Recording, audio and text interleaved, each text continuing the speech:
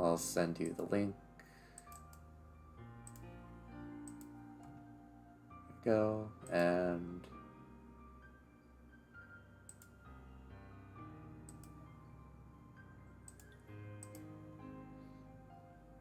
there we go. Alondai, welcome to the stream. How's it going? Oops.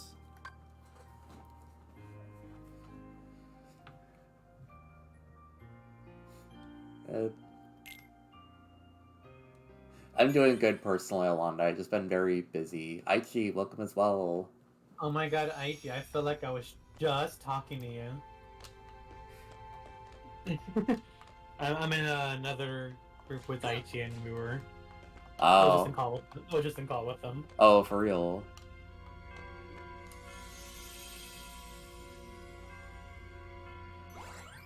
Alright, let's see.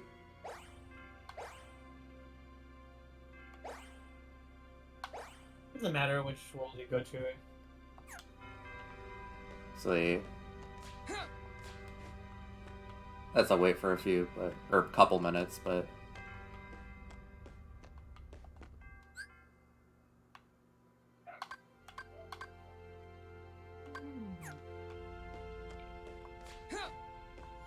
I'll probably go to Traverse Town first, just because.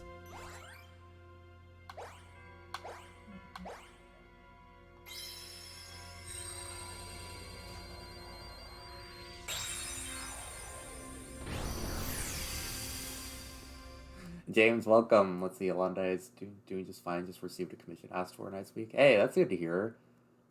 Elfine, welcome to the stream as well. Alright. Oh, well.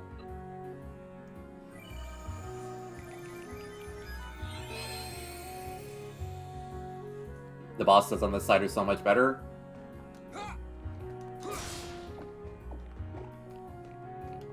Yeah. Alright. In all honesty, I just figured it was going to reuse bosses, but I'm glad that they're doing different stuff. In this game, whenever you do bosses, you definitely want to be breaking their cards a lot, so you can get, your dark form, and then you'll just wipe them clean. Oh yeah, true.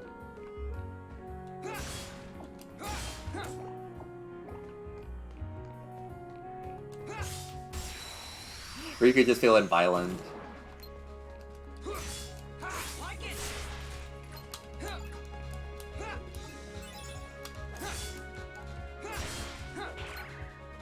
Oh, you got Mickey. Check out what he does. Okay, Mickey. I think he reloads my cards too.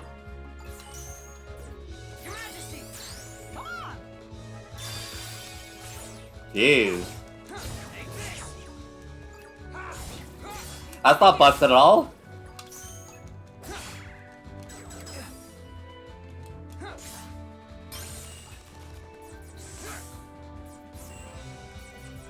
Your Majesty! For real? Yeah, he restores HP, stuns, and deals damage, and reloads. Really? Yeah! Yeah! I thought he just stunned them, but that's so ridiculous. Mickey sweep?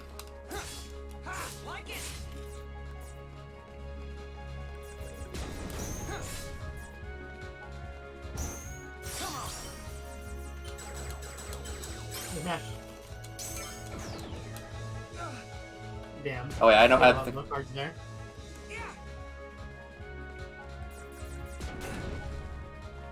I just want to try doing it. Damn it. Oh, you didn't for showing up fast enough? Yeah.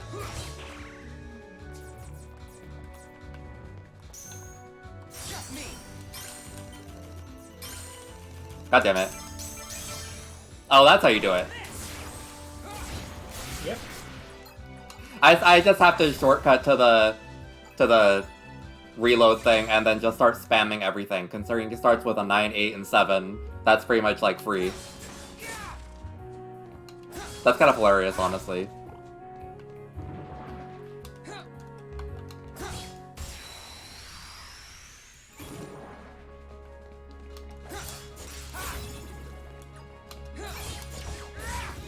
Zach Renard. only way to ever escape this chain of memories is by erasing them all. Return to the main menu and delete all of your data. No. If you don't, you'll never be free. For real. Brought to you by the TikTok lady. Welcome to the stream, Impetus.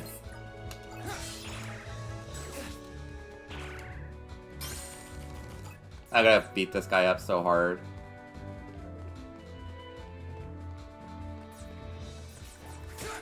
God damn it.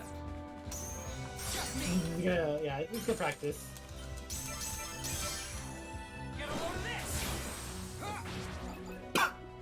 This poor dude, you're so mean. That's so stupid. It's funny. Alright, let's raise Riku's darkness. Why does he do like a little like sassy little finger wave? This is the game where you start realizing, wait, men? I think he started to realize that in the other game. He just, you know, he's just struggling with the feelings now. God, I love the Riku's gay videos so much. Oh my god, I wanted to talk about this. The Riku's gay video pointed it out, and there's apparently a really popular fan theory that I was not aware of. And... F. Ah, damn it. Oh, yeah, Nikki to your left is 0. Damn. And it's about the way nominated powers works. So... You know how Nominate cannot make up new memories? She just rearranges them? Yeah. Okay. So... How do I put this? You know how Riku and Sora both had a memory of telling Naminé that they protect them? Yeah. On a meteor shower? That meteor shower is the night that Kairi came to the island, because there was a meteor shower whenever the holodeshin Oh damn. fell to darkness. Hmm. So during that, they couldn't have made that promise to Kairi that they'd protect her because she was on the islands then. Ooh. So the fact that Riku and Sora both had the memory means that only those two could have been the ones there that night. Oh, so true. So one of those two made a promise to each other that they'd keep the other safe and gave them a good luck charm. So all we know for a fact, according to the way Naminé's powers work, Kairi couldn't have been the one that they asked to protect. They both have that memory of someone making a promise and giving the luck charm. And if you notice, if you look at young Sora's model, before Kairi came to the island, he doesn't have the necklace, the crown necklace. Ooh. And the Oblivion and Oathkeeper Keyblades, both of those Keyblades represent Riku and Kairi. And to prove it, they're called the Kairi Keyblade and the Riku Keyblade in the source files. Wow. The Oathkeeper has Kairi's good luck charm, the little star charm, right?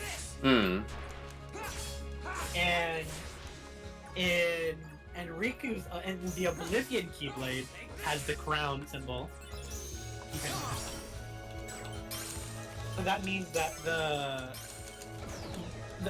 the crown necklace that Sora has is likely the good luck charm given by Riku, saying that he protects Sora. My god, so true.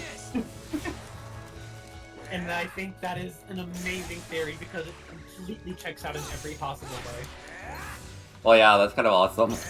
It's hilarious because it's hilarious. Yeah, sorry. Especially since the Oblivion Keyblade has the crown icon on it and it's supposed to represent Riku. It's hilarious because nobody probably intended for that, I'm guessing, but it just lines up properly. Maybe. It's unsure. This video brought up a lot of really good points about Riku's entire development as a character, and I can't really explain it because they're only the second game. Oh yeah, true. Just know that there are future games that, oh my god, strengthen it to an insane degree. For real. Like, insane degree. Antifreeze, thank you for the resub. It's been 14 months, my goodness. Oh dang. Well, they've been subs since I, like, became an actual, like, Twitch, affiliate. There's also a few like interesting details this game brings up too about oh, you should use Mickey Slate to heal. Oh yeah.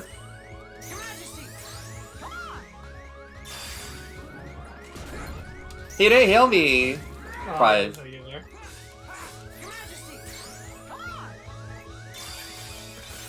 There we go. There you go. But yeah, like whether or not Sora feels those feelings back or not isn't really the issue. The primary thing that really matters is, you know, Riku being gay and having a crush on Sora is very likely a purposeful theme in the game.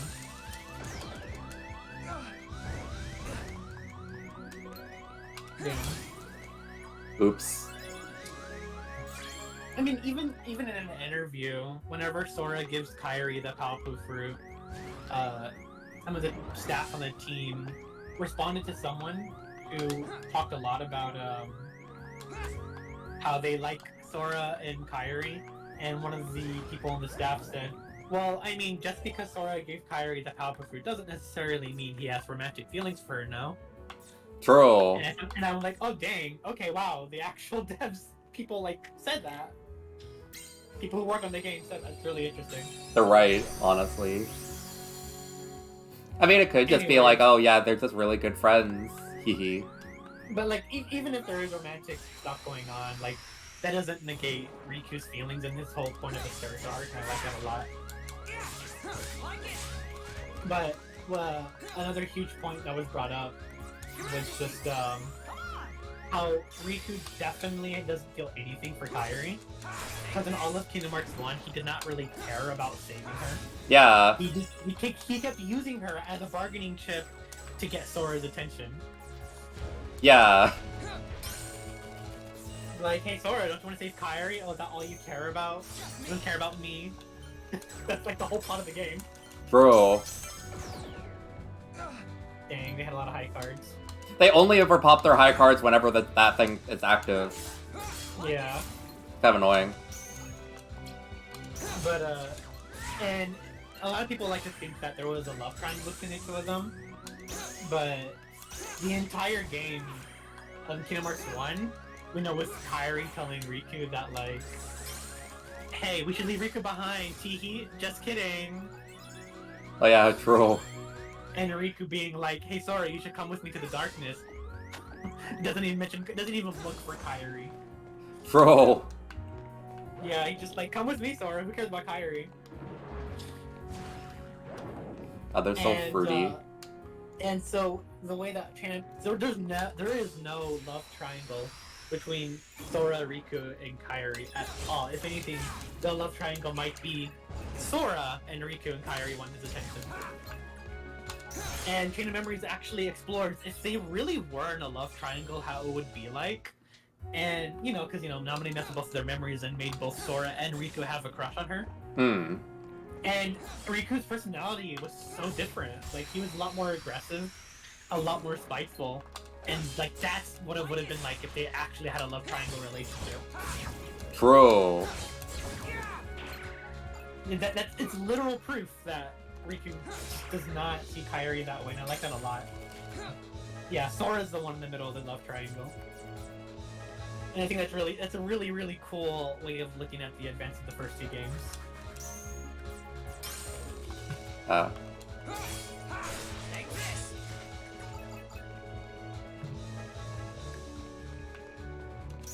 I just love that. Hey Sora, we should abandon Riku. For real. I wish I could find that one comment. Let me see if I can find it. The one Kairi thing that's a winter that is so funny. Poor Kairi, she just kind of exists and just... Yeah.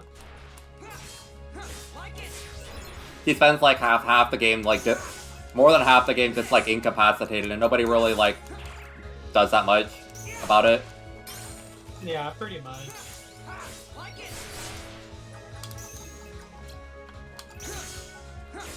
Yeah, it's a really good video, Anti-Freeze. Like, it's incredible just how much evidence there is, and I think it's really cool.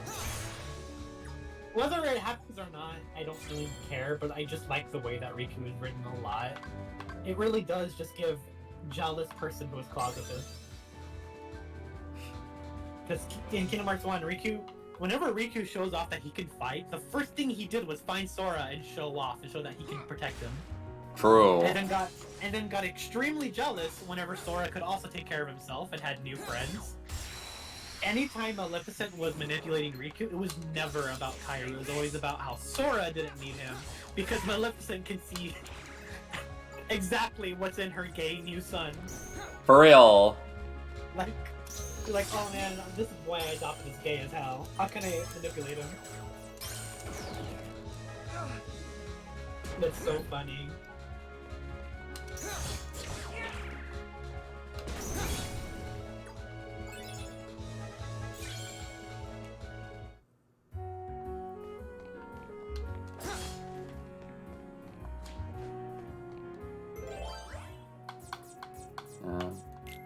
Oh, not that.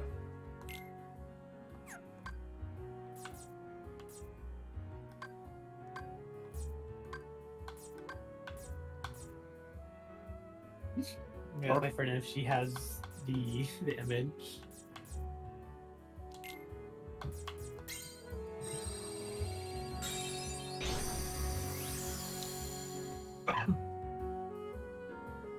Yeah, like they explored like Sora and Riku so far, but then Kairi's just kind of just there, I guess. Like, yeah, that's not gonna really change in the future games. Damn.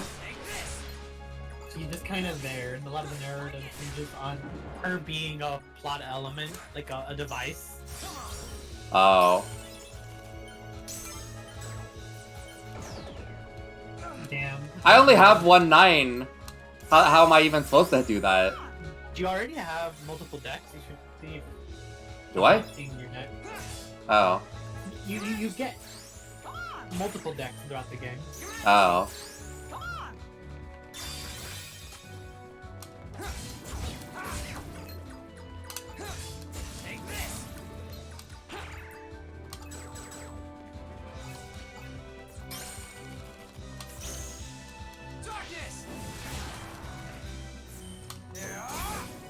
Okay, so edgy. Love it.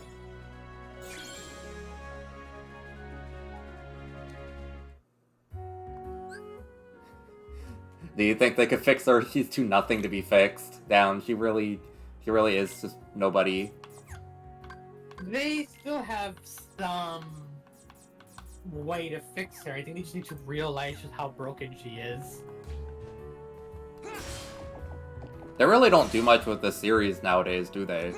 Like, yeah, no, games aren't coming out nearly as fast as they used to. The fact that we got Kingdom Hearts 4 announcement, like, only a few years after Kingdom Hearts 3 is kind of insane. With only one game in between. And it's a rhythm game that has a really quick little plot. Oh yeah, true. I guess there's not, like, many new systems for him to just kind of, like, make, like, funny little side games on. Yeah. I think they're just like, okay, we just want to tell a story now. Yeah. Because, especially since, like, these games used to be on different hardware, like, lots of different hardware, just because they thought it was fun. Your Majesty!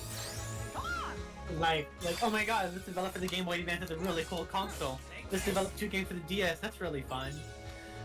And, oh my god, new console PSP, that sounds like a lot of fun. And there's not a lot of, like, frivolous little side consoles anymore, it's just, like, the main 3 now. The only, like, kind of quirky one would be, like, the Switch, but even then, like, the Switch is so, like, you have to have everything be both playable and handheld and with motion controls, if you make it that way, and it's like, so it's like, there's not really much room for experimentation there anyways. Yeah, now all 3 of the company just have the one console that's basically just a different flavor of the strong console. Yeah. Let's see, Psyguy7, thank you for the follow, welcome.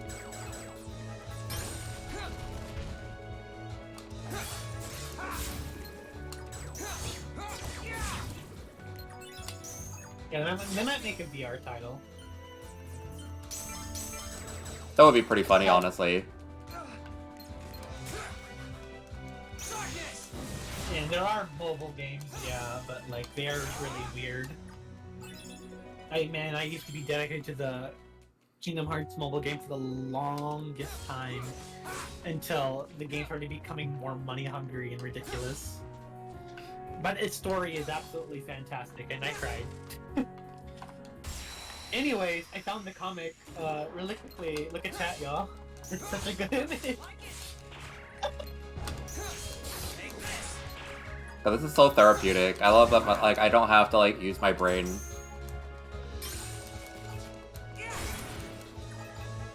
Honestly, there's not even a single mobile game that I can actually like get into.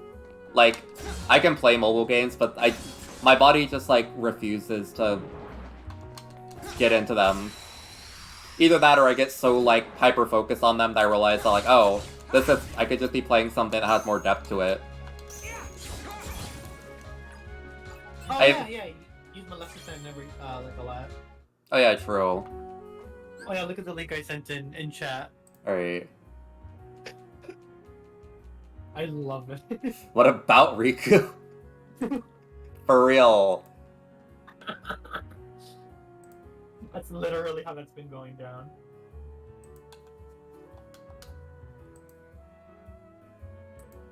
Oh yeah, one of the really awful head CEO got fired. Or just left Square Enix. Oh yeah, true. Fuck him. The one that was like bird investing in NFTs. And implementing it into the games and forcing the employees to do it. So you see, Sora, for the low price of $59.99, you too can get your Keyblade minted on the blockchain. You can have a unique key. You can have a unique keychain that only you can use on this copy of the game.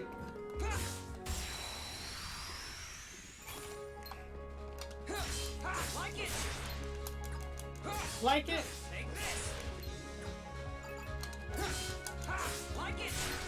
This is so nice. Like I really could just mash A and it wouldn't really matter. Even if I broke like half the cards got half the cards of my deck broken. It's like, yeah.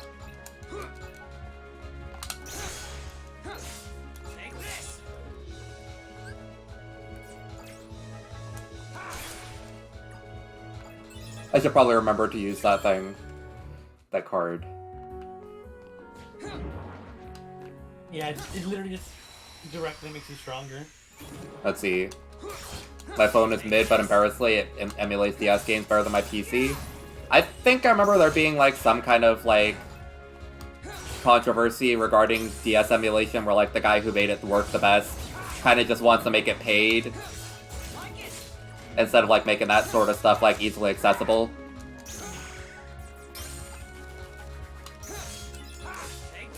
I don't really remember the exact thing about it, but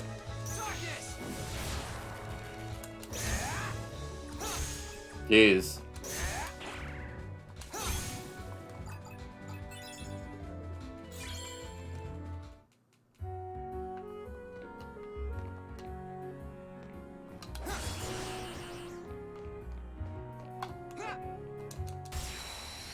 Well, I think I've downloaded that one. I've downloaded that emulator, but like the free version before, because, you know, I don't understand what the whole game of somebody who's like, oh yeah, you're playing this game illegally for free. Yo, what you really want to do is pay for an emulator to play it. Yeah. That's funny.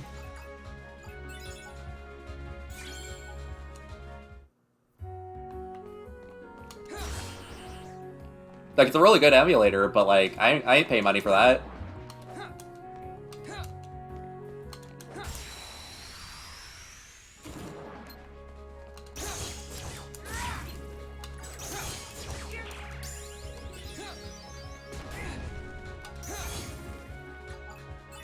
Well, I mean, emulators aren't illegal, but like, I mean, most people don't really use them in a legal way, including me.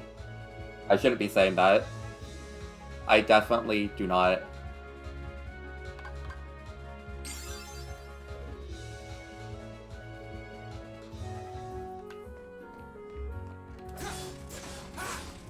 Wait, you definitely do not what? The pirate games, hehe. I tend to buy as many games as I can, but if like since Nintendo doesn't make a lot of their older I know I'm trying to be sly. titles accessible, it's so funny. For real. Like, yeah, I'll buy a game if it's, like, out there, but, like... There's no way to play Fire Emblem Path of Radiance, so... I would never pirate it.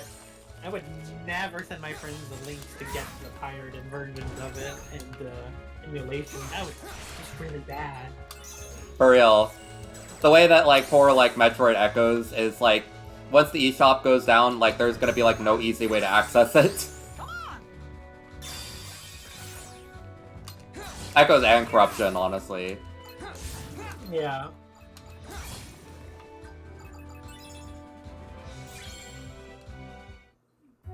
I purchased most of my Switch games, like, via online, just because I can't be asked to, like, ever change my cartridge out.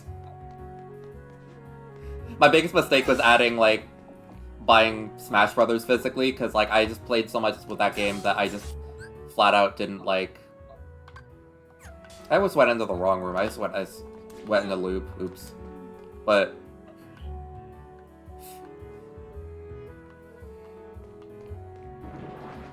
most of the time I just keep Smash Brothers in there just because I'm not going to play anything else on a cartridge.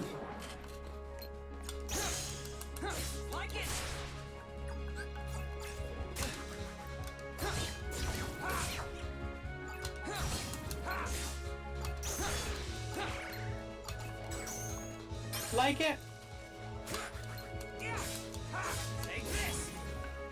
This is fun. It's not more chill. For real, like, I haven't really thought, like, a single thought about... I don't even have to spam my slates, I just kind of, like... Haha, A button goes burr. Especially since you're at... The big difference between this game and, you know, your other one is, you have 9s. True. You didn't have a lot of 9s and 8s because you had different kind of luck. True. That's why I really was pretty much just forced to go, like, Blitz and, like, you know, pretty much just use Blitz for most of the game. And you had to rely on Jafar for higher final performance of bosses. True.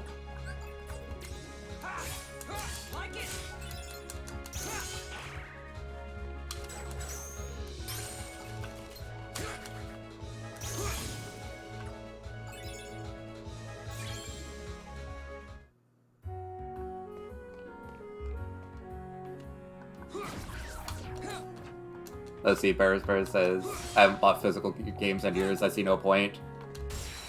I do wish I could get, like, the pre-order bonuses for some games, but at the same time, I'm not, like, super hard set on them. Sorry, what were you gonna say? I get physical games, and then at a certain point, I started getting lazier and lazier pulling them out, and now pretty much everything I buy is digital. So true. Like, I love Super Smash Brothers, but it would be so nice if I could just close out of the game I'm playing and then go right to Smash Brothers when I want to just, like, relax. But now I gotta put in the cartridge. That's what I'm saying. Like, yeah. So I just bought a 1TB micro SD, and I don't have to worry about that anymore. So true. Like, I just made that investment, and it's been the best thing ever. I have, like, I can fit, slap my Switch, I can fit so many games in this bad boy. God, you're so right. Honestly, I don't really use my Switch much more, just because, like, I find that my PC is a lot easier to run certain games on, and, like, you can stream easier from the PC, but, like... Yeah. I'm silly. I keep buying games, like, on Switch, because I'm just like, oh man, I can't wait to play this, like, in bed or on the go. Like, only ever plays it on my PC while I'm streaming it for friends. For real. There's some versions of these games I just haven't touched in almost a year or more. Like, I have Sonic Mania on my PC, or I'm on my Switch, but I just haven't even played it ever in a long while.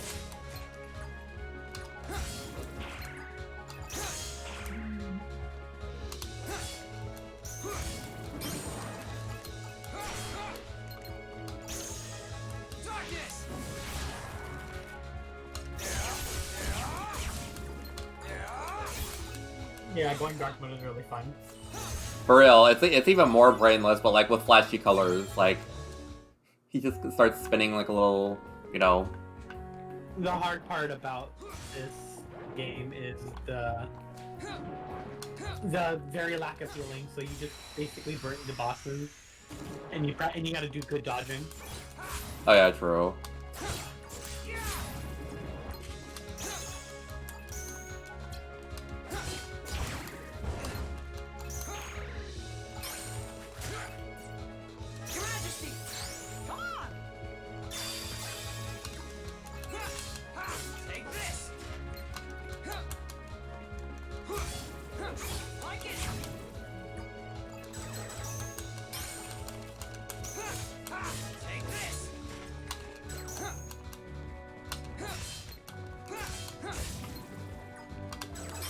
Honestly, someday I should actually buy, like, that Castlevania collection, though. Like, that one seems like the Game Boy Advance one. I've heard that all 3 of the Game Boy Advance games are really good.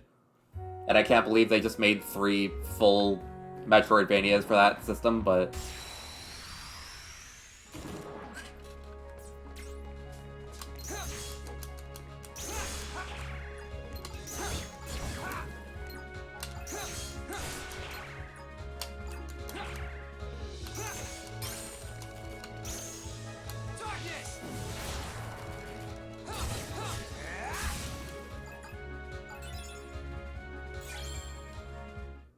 I know they've made, like, several, like, 3D Castlevanias, but I feel like those ones are probably they're probably never gonna care to actually re-release those ones.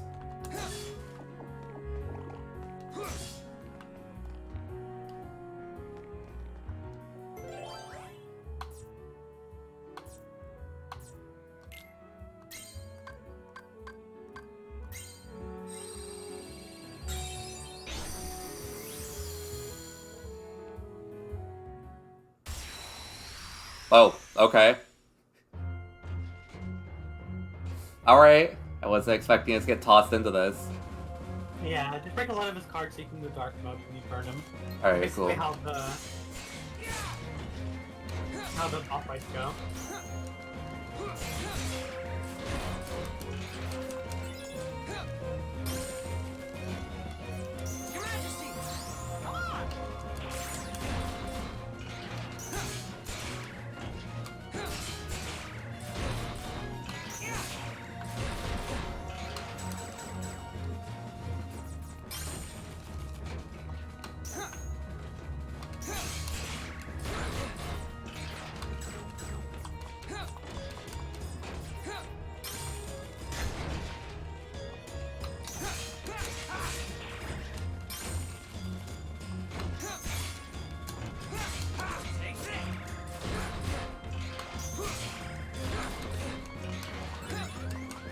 Careful.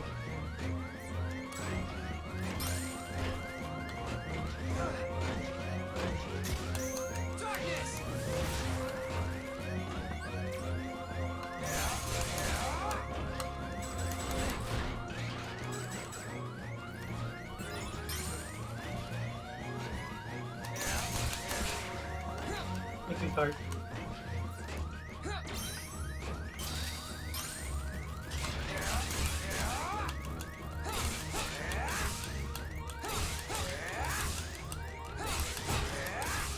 Jeez.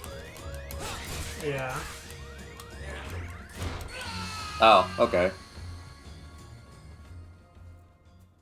Yeah, with boss battles, you can't be mashing too much. You gotta be breaking more.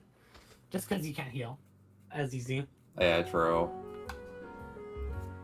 Not honestly, only the first 3 cards in my deck are good for breaking, so, like...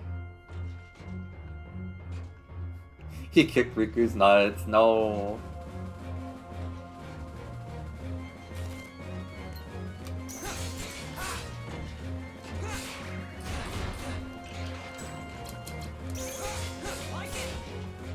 Yeah, dark mode has legs too.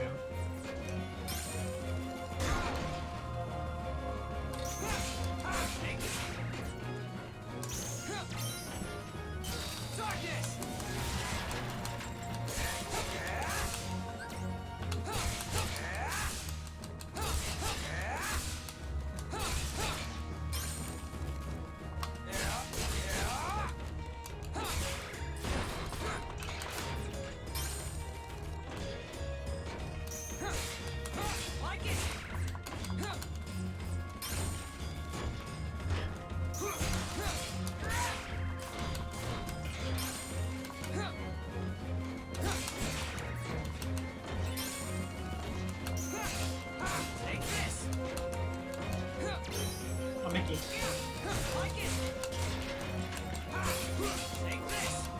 Come on, get his ass.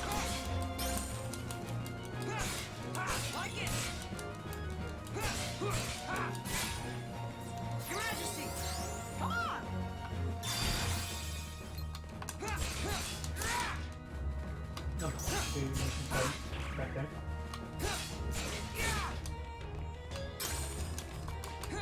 Oh yeah, don't forget to use Maleficent. True. You can do a fight faster. I wish I could reorganize my other cards, like my darkness cards.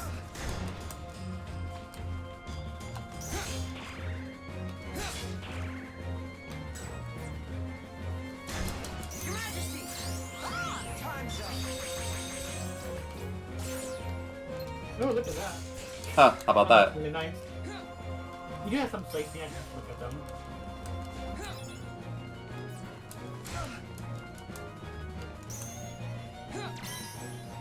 I just realized you can't use that one as a slate. That's kind of funny. Yeah. Let's see. How do you do with Marluxia? You took a little pause just to transform to one shot. You know, he's just gotta have that little flair. Yeah, it's all extra. Let's see. Was Marluxia hard for you? Oh yeah. The only problem with me was just that I had to add more Keyblades to my thing just so I can mash Keyblades. It's the only one where I've ever had to, like, spam Keyblades ever since the start of the game. It's weird. Oh, I should not have my controller on the thing.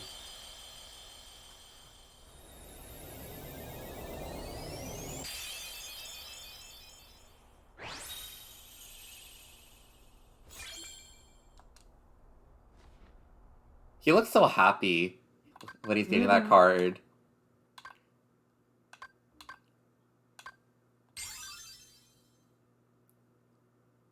Yeah, I guess you want to prioritize attack boost because you only get those once every few levels.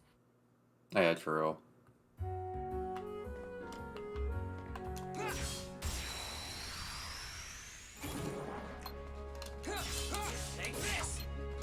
You should be able to beat this mode in one sitting, though. I mean, I probably will split it into two, because I feel like if I beat... I do need to, like, make sure I don't stay up too late today, and... Also, if I, like, play an awkward amount of it, then I'm gonna play the mode for, like, 1 hour on Monday and then be done.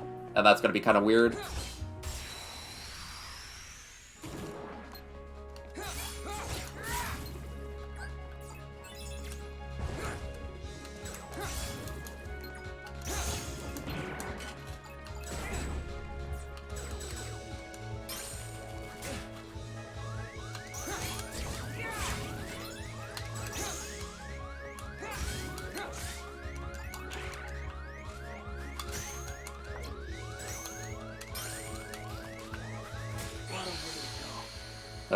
Damn.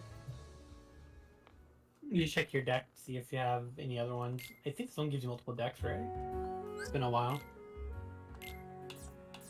Nah, none for me. Not yet. I see.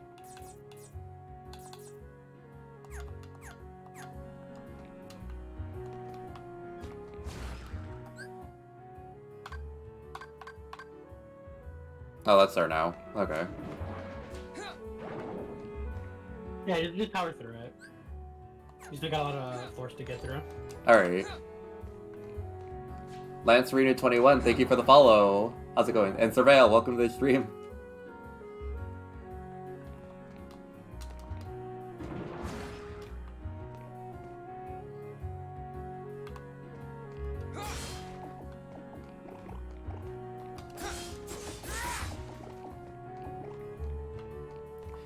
Honestly, I put, like, Smash Brothers back into my system. I really want to try and see how Sora plays now that I've played all of Kingdom Hearts 1. Just... Yeah, and it's just Kingdom Hearts 1 Sora, honestly. From what I remember, it seems to be very authentic. Sad. Like it's good. I love his gameplay, but it makes me sad he doesn't have any representation from other games because Sora's mobility and things he can do and attack with is ridiculous in future games. Oh yeah, true. And just having the 1-2-3 combo with Sora makes me a little sad. Just a little bit. It's authentic to Kingdom Hearts 1. Like, me playing this game was like, oh yeah, this is what you do in Smash Brothers. And then that's how I played the rest of Kingdom Hearts 1. Oh god, it's Evil Zag. I have identified the scent. Stop it! It is Stop it! I'm gonna kill you. Riku, you say? Has She he emerged smells from the realm funny. of The darkness? scent flare. Ugh. His existence, it was once doubled in the darkness. Fascinating. That's why you mistook him for the superior. The dark power given to Riku facilitated his escape from its realm. God, Vexen really has, like, big, What I want to know is why he. Oh, and yet you and yet you continue to partake in society. I am very smart. His existence resonates with that of another hero. Sora is in the castle. He arrived earlier. Marluxia is already using Naminé's unique powers to meddle with Sora's heart. Without even bothering to consult us. It seems he desperately wants the Keyblade Master for himself. What a foolish plan indeed. Sora's is not such an interesting existence. The entity that holds true value is Riku, the hero of darkness.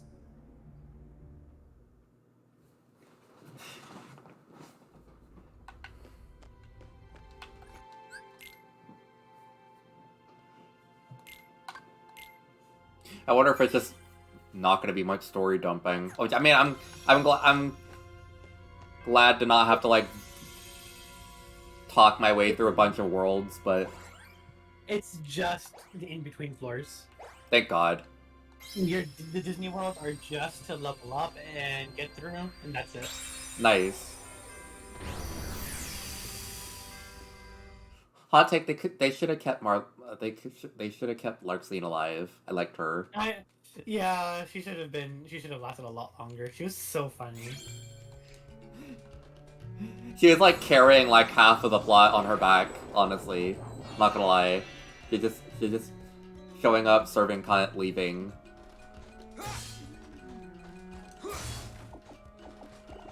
Larxene voice, watch your mouth, kiddo. For real.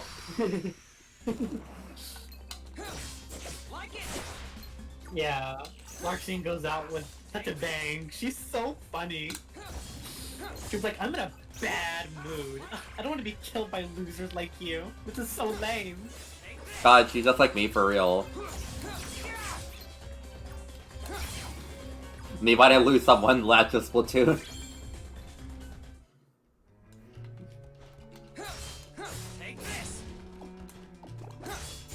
You don't really have to attack any of the things just for health.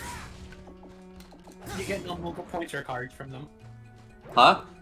You get no Moogle points or cards from destroying things, you just get HP. Oh.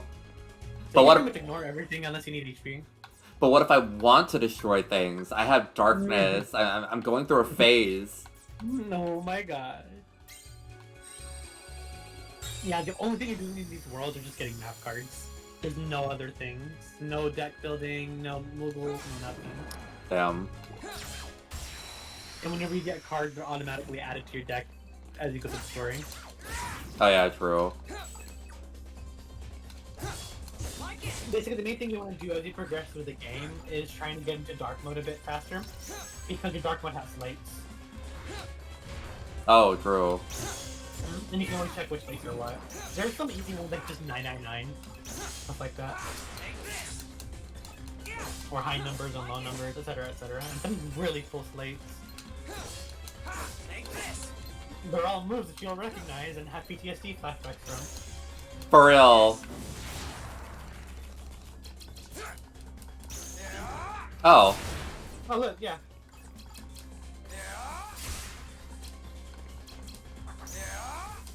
Yeah, I didn't even realize I didn't even realize. Yeah. Dark Fire is your default, and then you have some other really cool ones. Honestly, Dark Faraga, so it's a flop move. You don't even have to think about a lot of the slates too, because they're already set up for you. Oh, nice. But sometimes you can go everywhere to do some really strong ones. If you look through. Yeah, essentially just becomes your goal to go into dark mode, especially for bosses. Alright. And that's it. Everything else in the game just button smash. Thank goodness.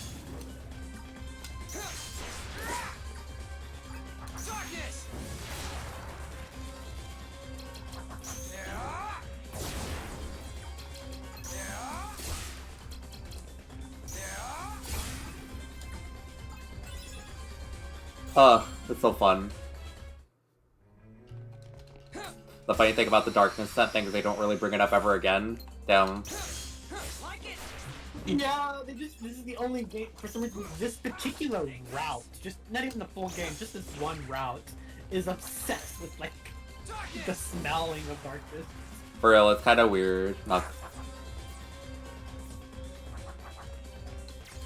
Yeah, 100%.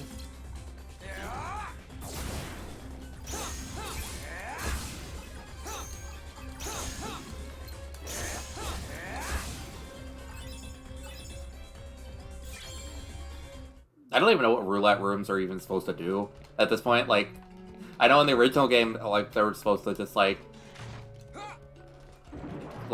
help you, like, get your cards upgraded and stuff, but, like, that's not even a thing here.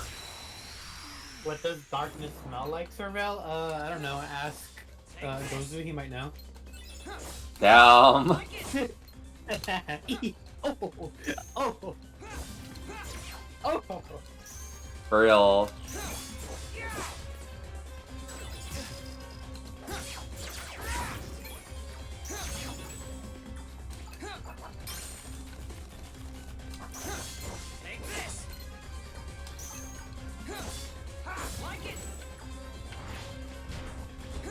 Yeah, that's a hot take. I like the smell of cigarette smoke. I was just thinking about that right now.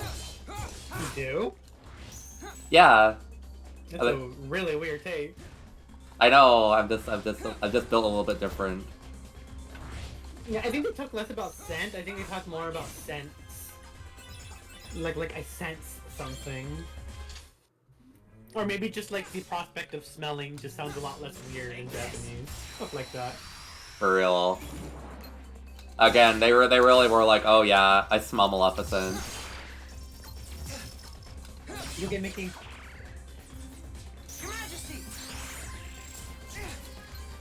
Oh, I'm gonna be a low value card, Riku.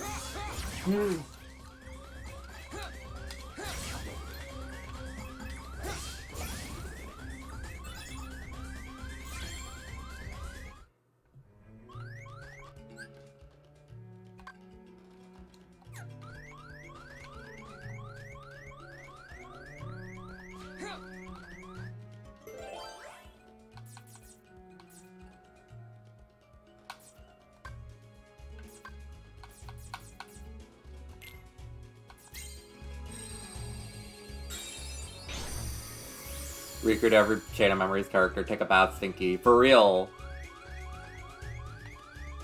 Everyone just smells really bad in Riku's route. Now you should attack some of the cells and get some HP.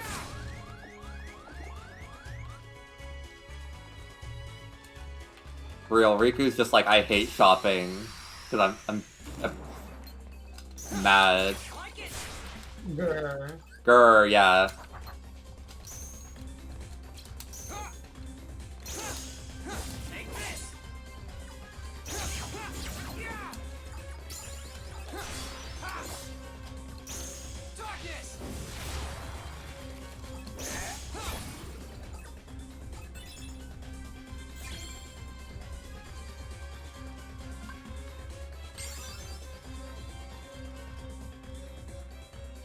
The Joestar mark?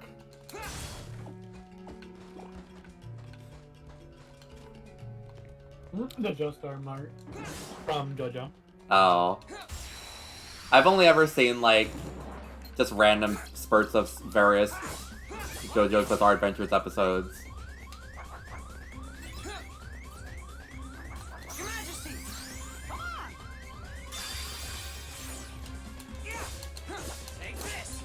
Thanks, Boo. Huh? I asked Mickey, thanks, Boo. For real. That's the only circumstance I'd be happy with Mickey's presence.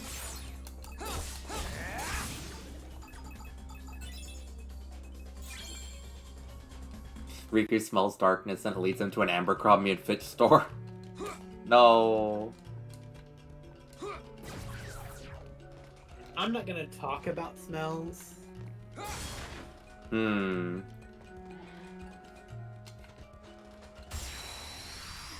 Just know, it's not PG-13. Like it. Take this. Like it. I think I've been to an Abercrombie, or I've never actually been to one, but like that's one of those stores that I feel like I'm not like high enough class to step into or something. Well, for me, I'm gonna talk about, I guess, safe for work smells. I really love new book smells a lot. Like sometimes I'll get any boogers, smell the pages because it just smells nice. Really For real. interesting. For real. Love that. I love it. I used to like buy like a bunch of like used like when I was like 12, I started reading like those old Goosebumps books. Because they would just be like $1 each at the used bookstore. And like, oh, these like books definitely have a very unique smell to them when they're just like that. I mean, those are probably very well used books, honestly, but Yeah.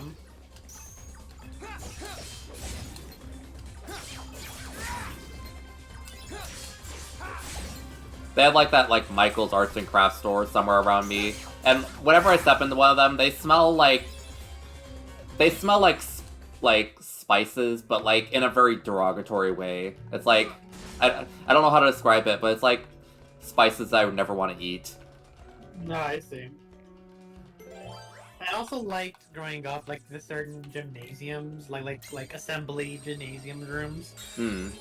Not like the locker room, but like the gymnasium itself had like a nice fresh scent to it, I guess. You get just like the textures of like the floor and the big open room and AC. It's nice. It was I loved it growing up. It made me feel really like refreshed. You wanna know something like really weird smell-wise? It's like I'll sometimes see like dog toys and stuff at my work that are like plastic, but they always smell like vanilla or something, and I don't know why. Like I'll look at the package and I'm like, this doesn't say anywhere that it's supposed to smell like vanilla. Why does it smell like that? Why does it smell like vanilla and rubber? Nah. I still unironically like smelling Sharpies. I think the smell is very fun. For real. I can see why people can get high off. I used to like using like the scented Sharpies in school, like, you know, the ones that are for kids, and like my dad would be like, "Oh, you shouldn't do that, Zach, because you're gonna get high off of that." I'm like, I don't think my school is gonna, you know, use products I can get high off of.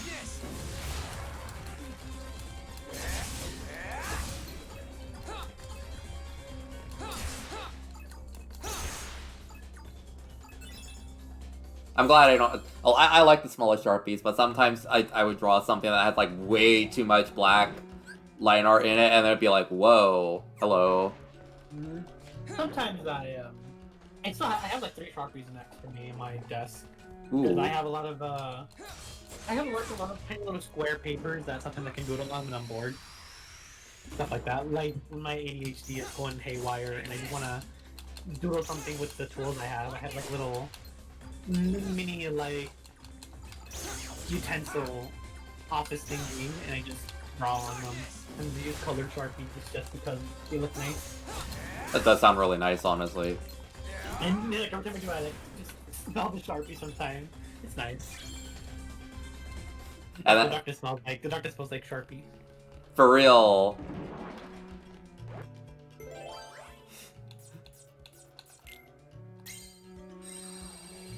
You smell the Sharpie, but then you accidentally press it into your nose, and then you have like a black dot on your nose.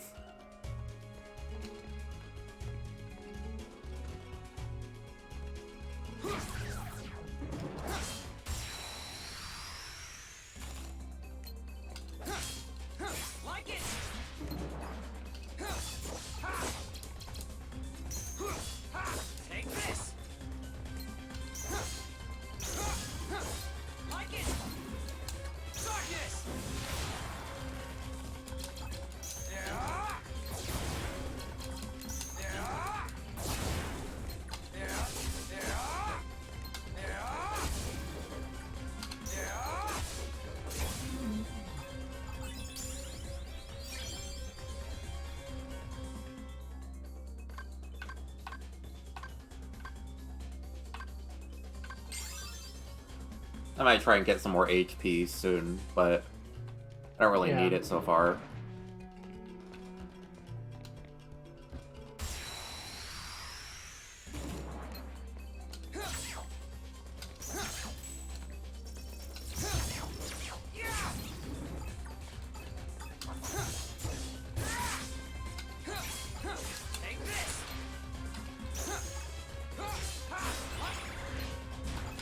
I feel like there's some smell that I really like for some reason that I can't explain why, but I'm having trouble picking up on it right now.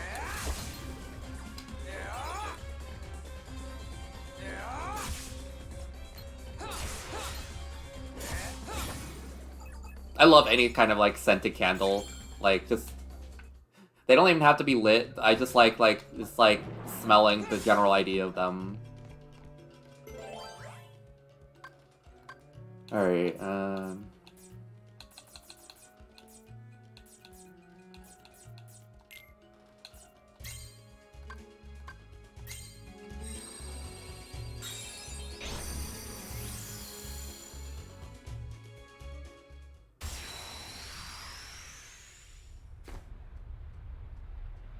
Oh yeah, Jafar.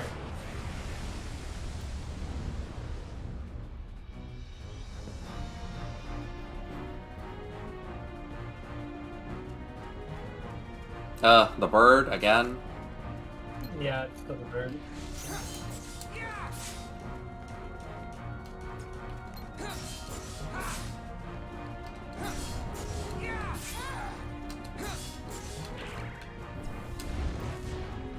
Definitely get as many Mickey cards as you can. Just like you have going. Yeah, true.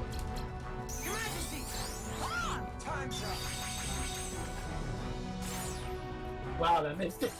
Wow. Sorry, Mickey, you're kind of a flop for that. Oh, there's one out there. Oh, there's a beard. Right.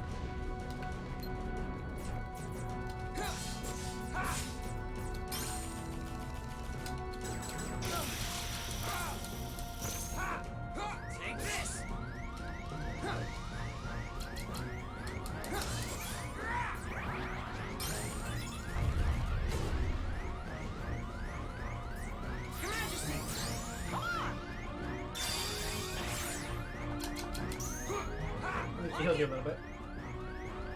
Huh? He healed you a little bit.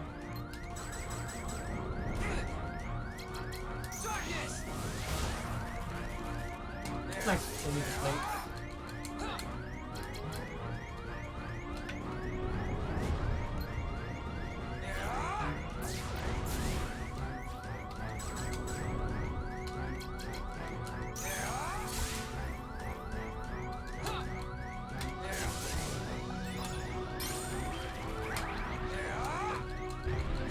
Oh, for the love of God. Look at this. Good grief. Ooh, that's one. He's just T-posing! Wait, what? Oh, that's funny.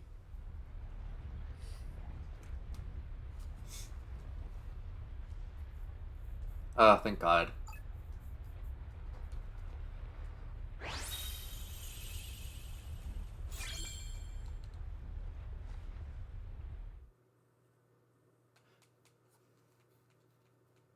Oh yeah, I like Junior Jafar. He's cute.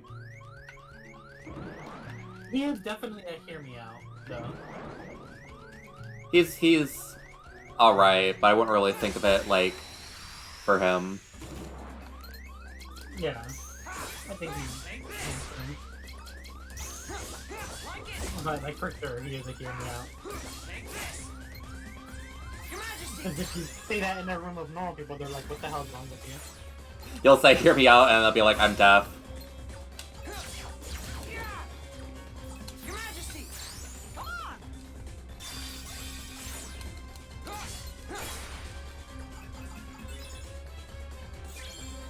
Yeah, he's like 50% to hear me out, yeah. Yeah.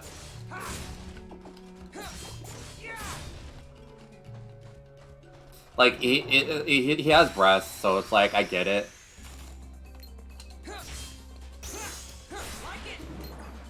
if somebody really wanted to hear me out, they'd say Genie, which that's not really my opinion, but like I'm sure there's somebody out there who's like that. Yeah, Genie is pretty popular. But I still maybe a little. He's like 20% to hear me out, I guess, because like he's a major character. He just blue. True. That's the weird part. The only weird part about him is that he's just blue.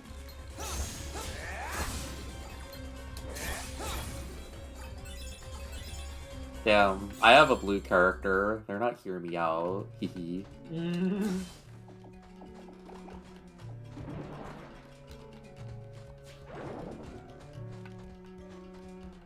Oh, there's where the door is. Oops. Yeah, you beat the boss man. Let's get out of here.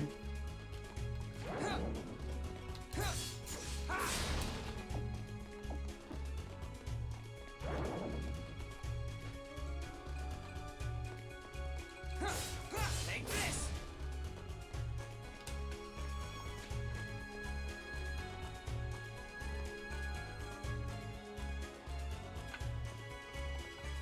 No, Thanatos is not hearing me out.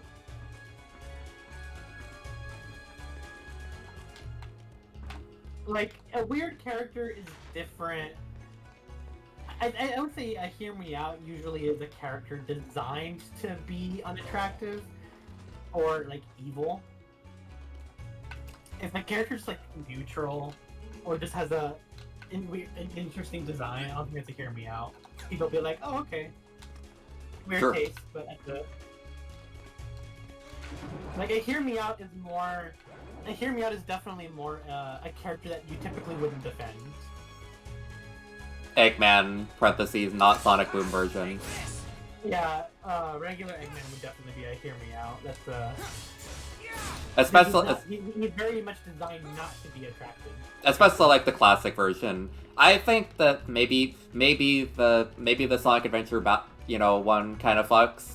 Like, not to me per se, but like I can get being more of a crush on that one. But like the very circusy like classic Robotnik is not very sexy. I don't think Optimus Prime is a Hear Me Out because there are some iterations of him that are just like Robot Man. Yeah, It's he like has slightly boobs. blocky Robot Man. Yeah. They really decided to give him pecs and abs, Are you and they're genius for it. You are half correct. Let us say that he is not the Ansem with which you are familiar.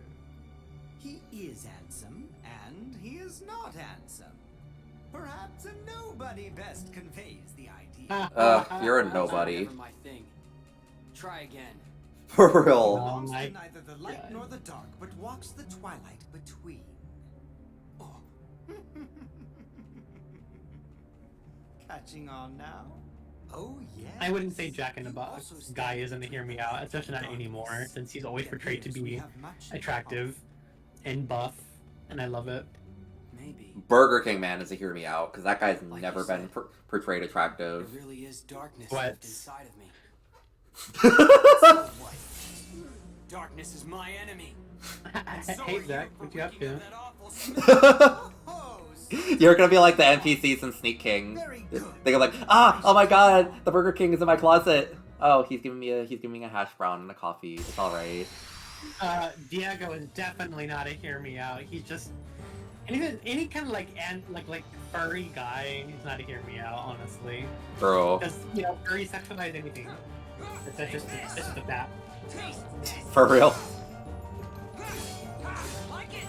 Here you go. You gotta focus on breaking him. Take this. Your Majesty. Come on.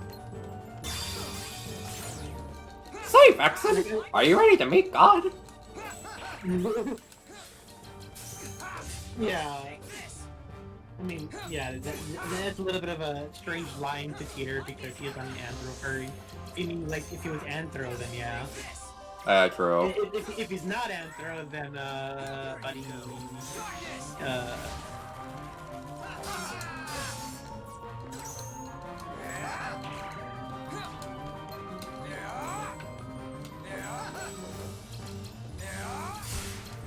introduce the blades, yeah.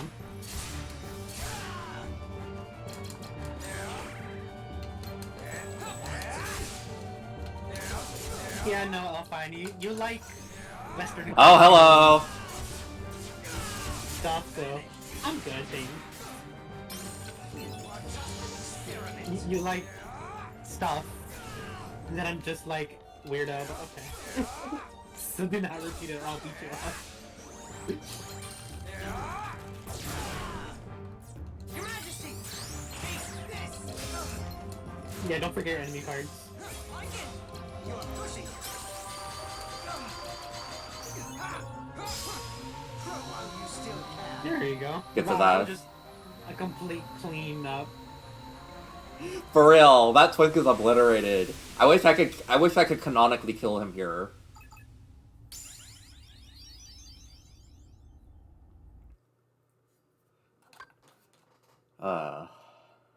It's still... Oh, Darkness Boost is just how long it can stay in that form. Right. For Puss in Boots' character, it's different. Like, technically, they are not anthros, but they are portrayed as such. Like, they all have a certain Coursing through you, there is a darkness different of anatomy power growing. to Well worth specifically the trouble support of standing up apathy. like a regular person. All this Bro. So they are excitement is with an invaluable interesting data. midway point. They are definitely portrayed as more anthro Many than thanks, not. Riku. Like, they technically aren't anthro, but their skeleton in a way It was a trick is all along. more anthro leaning.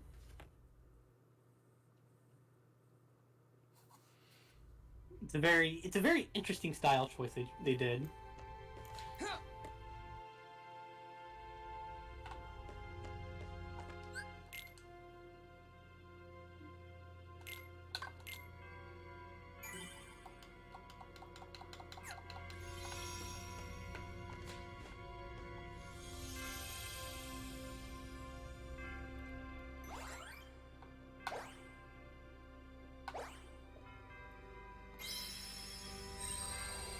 No, monster. Ugh. For real. God, I'm sure the boss fight of this one is gonna be fun. Hee Who was it again? Oh, that's right. The Yeah. cage. That thing's annoying. And there's not even gonna be any reason to fight it, because it's like, the only reason you even fight it is just because Pinocchio's in there. Yeah. Yeah, the monster music is really good. Like it. I don't think so, not anymore. Wario being in Hear Me Out. Especially considering, like, Peppino Spaghetti is just, you know, everybody's little baby little girl. Maybe, like, way back in the day Wario was, but Wario was portrayed to have, like, really big arms now, and he has so many future games, and he's, like, considered, like, a big major character. He's not a Hear Me Out. He has weird aspects that some people are just like total turn off, like the smell and the farting and all that stuff. But as far as like his general presentation and his design, he is definitely not a Hear Me Out. Anton is like better Wario though. Not gonna lie. Yeah, Wario has always been big and burly, and in like Wario Land 3 and 4, his arms are like massive. Yeah, like the end victory screen where he's just like flexing and he's like ripped. Yeah, no, he's very confident, and a lot of people are attracted to confidence like that, and yeah, he's not a Hear Me Out. The only thing I find like to be overtly unsexy about him is just the way he treats his friends in the games. And not even his friends, honestly. They're just characters that are in his franchise. He barely even interacts with them. True. But he's just like, hey, do you want to make money for me? Do you want to make video games for me? It's really funny, especially in the modern installments of WarioWare. He doesn't even have any interactions with characters. They just kind of have their own campaigns and stories that they go through. Oh yeah. And just like, they're not barely Wario games anymore.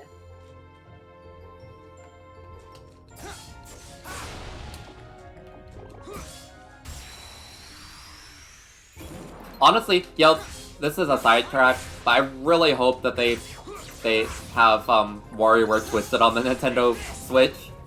Even though like there's the only way you'd be able to play is if you have the Switch in handheld mode practically, but like there's almost no way to emulate that because it's practically impossible to have that game in any sort of like normal format nowadays.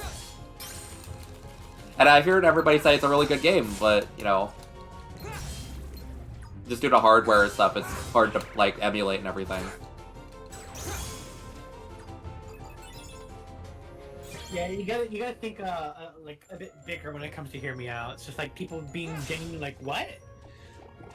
Like for example, I would definitely like, even if characters are popular, they could still be Hear Me Out because you're talking about a character in a sexual sense. So like Mickey Mouse would be a Hear Me Out.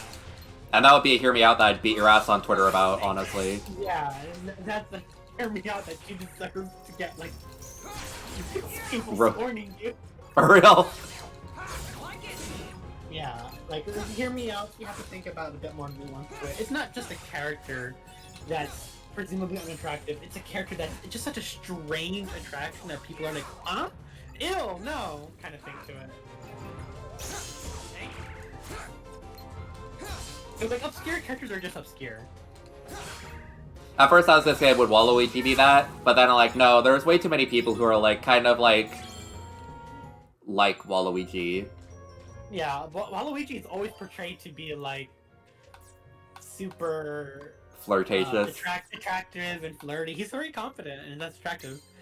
Yeah, no, the characters in Blue-Way are definitely Hear Me Out because he's just a rectangle and people just happen to go the extra mile. Like, just because he's popular doesn't make him any less of a Hear Me Out because that is just a rectangle. It's just the fact that he's a dad and everybody's like, oh my god, daddy, daddy, daddy, daddy. He is a dad who is a furry, and that's all these people need. And he's got like mildly defeated energy to him. Yeah. He's a great dad, I love him. But yeah, he's definitely a Hear Me Out. Just even though he's portrayed sexually a lot, if you were to go to the average person and say, I'm attracted to the dad from Bluey, people would be like, what the fuck is wrong with you? It's a rectangle. And just because people happen to anthropomorphize him, they're not really, you know, they're doing it in their own lens. It's not really true to the character. Not saying that I want to see rectangle NSFW of him. I don't think I ever want to see that. But yeah. This conversation took a weird turn. Yeah. Maybe we should chill down a little bit, just a little bit. Yeah. Bluey's a wonderful cartoon, though. I told my boyfriend he has niece and nephew, and they like to watch Cocomelon, and I'm just like, you're literally Australian. Put on Bluey for them, or else. God, I cannot imagine being forced to watch Cocomelon. I actively have never seen any of it, and I would like to keep it that way, honestly. Yeah.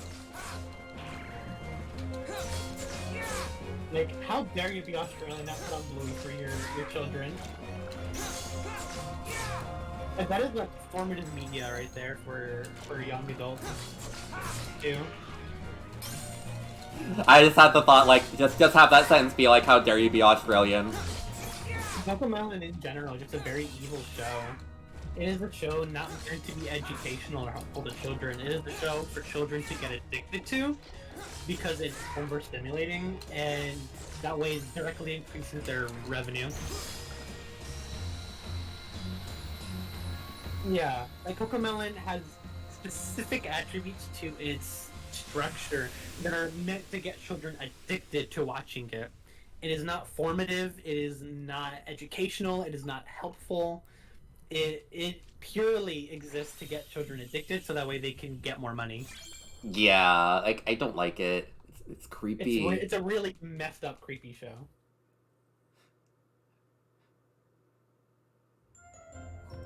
Everything about it just feels like brainwashing, honestly, and, you know, like, as intentional, I guess. It's just... Yeah. Whereas Bluey tries to teach, like, moral, informative lessons to both adults and children.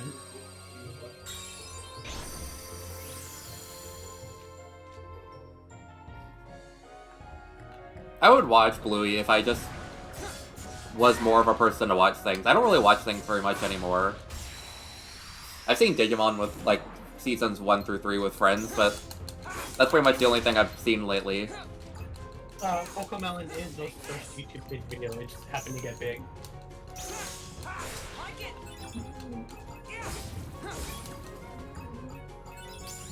Yeah, Bluey is specifically manufactured in a way for both children and their parents to watch together.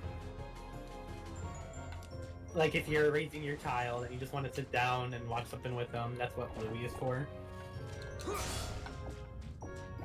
It's really just an amazing cartoon. It has a fantastic structure to it.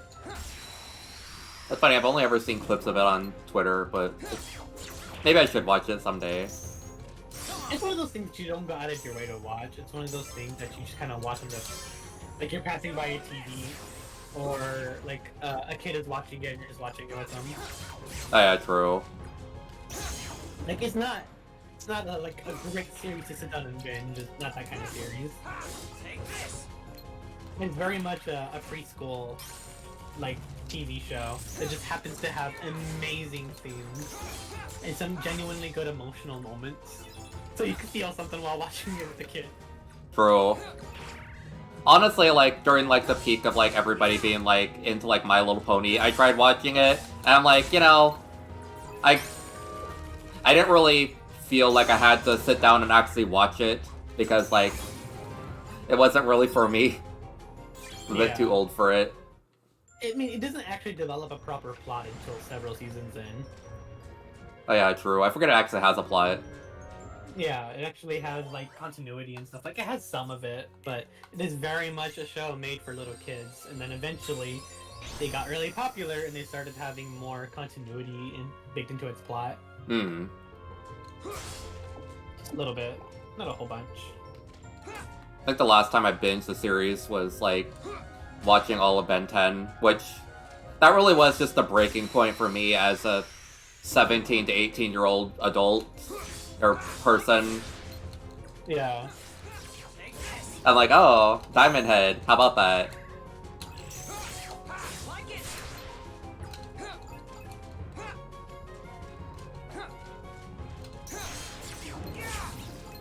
I think the last thing I binged was, Mob Psycho. I hadn't finished it yet, but I binged like almost an entire season in one sitting with Bacon, and we became obsessed with it. Ooh. Honestly, like, I don't know if this is everybody else's thing, but when I binge something too much, I just start getting really depressed. Like, taking up too much information at once, I get really sad, and then I just, like, don't retain much of it. Actually, I realized I watched the entirety of Bleach in only a few sittings, like a month-long sitting. How many episodes is that? 300 and something. Yeah, we finished Bleach in like a month. We would watch on average like 12, 15 episodes every sitting, me and Bacon. Oh god. It's because we wanted to watch the new season, and because the way that me and Bacon work, we like to watch something or have something in the background that's not distracting, that's going to keep us focused while we both draw. Oh yeah, true. And we do that for hours. Man. And we just happen to use Bleach. Bleach was like the best show for that because, you know, it's not very interesting. And it's very long, and a lot of its plots are not well made in the anime pacing, so we're just like, this is a perfect show for us. For real. What's happening to Sora? Namine's powers are being used to shuffle his memories as we speak. Marluxia may well succeed in getting his puppet. Sora would be a valuable asset to the organization. But Marluxia and Laxine's actions, they leave me quite uneasy. And then there is Axel. Who knows what that one is thinking? Vexen should take care of this. His Axel really has like that like spilled milk brain, honestly. Mm-hmm. Think of the mess it would make. So we must tell him. Isn't it better that Vexen clean up the mess than leave it to us?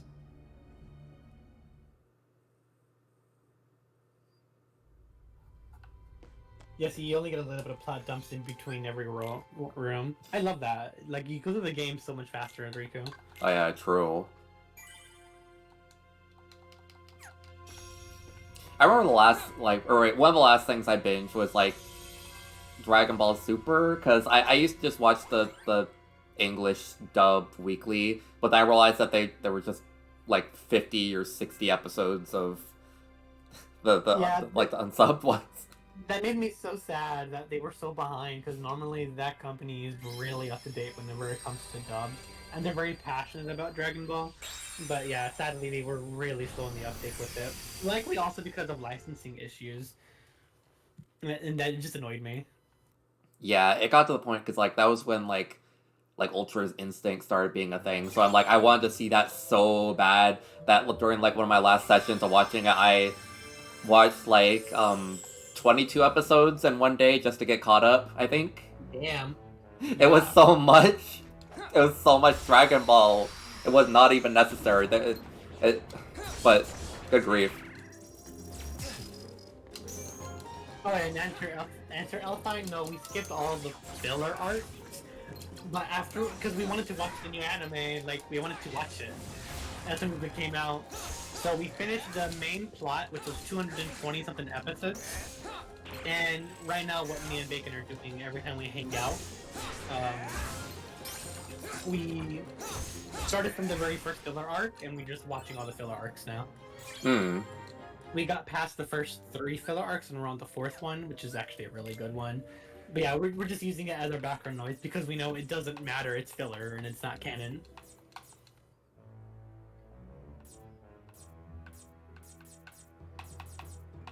Yeah, my deck is different. My deck doesn't start with a 789 or like 987 anymore. Yep.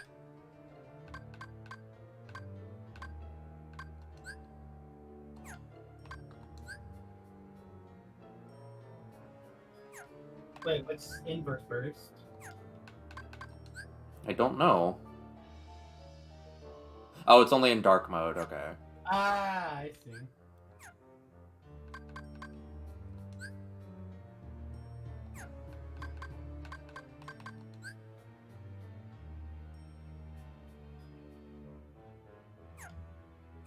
Alright, so these are just situational.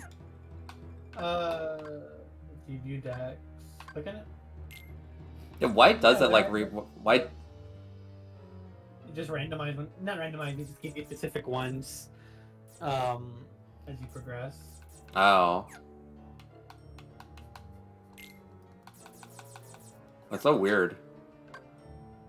Do not binge Bleach. I'm gonna do that for real. It's not worth your time. Read the manga. If you want to experience Bleach, just read the manga. The anime is really bad. It is definitely the worst way to experience the series. But Mob Psycho is fantastic, and that show, every episode feels like it belongs in a museum, I swear to God. I'm curious about something, what your opinion is. Would you, if you were to recommend watching Steven Universe, would you recommend that somebody watches the filler episodes too? Yeah. I definitely recommend watching the filler episodes, because, there's not that many filler. There really isn't. The problem with Steven Universe was the way it was released. Sometimes you would wait 5 to 7 months only for you to get a few filler episodes. But whenever you actually watch those episodes in order, without a break, you start realizing the filler isn't really that intrusive. Some of the filler is actually pretty good and well paced. And they contribute to like the world building and character building. Yeah. Like, I think the only episode, there's only 2 episodes that I genuinely think are just not good filler, and I hate them. 3. The Uncle Grandpa episode, I hate that one. The episode where Sadie goes on her first performance, I think that filler episode is really bad. Or it's all just a VHS recording. Yeah. I really hate that episode because Sadie's writing in that episode makes me very mad. And the Onion Friends episode, where you see Onion Friends, that episode is just really frustrating and doesn't even matter. They never get brought up ever again. Oh yeah, true. It doesn't even do anything towards Steven's character or Onion's character. It's just a completely useless episode.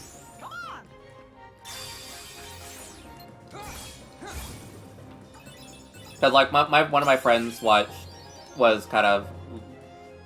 Steven Universe with another one, but then they skipped all the filler. I'm like, well, I mean, I guess you can do that, but I felt like it was like I was just like a little bit curious about that. What your thoughts on that were? I think a lot of the filler is fine, and they're well placed, and they're not too bad. The Ronaldo episodes aren't good, but later on, going back and watching them in succession, I thought some of them were actually surprisingly funny.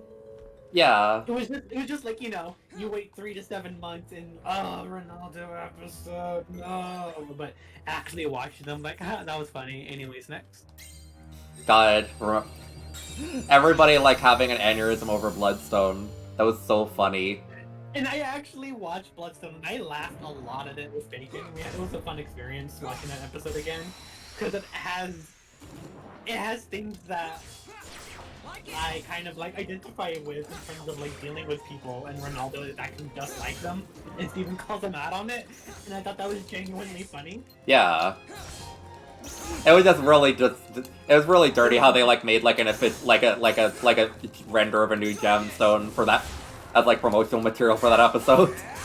Yeah.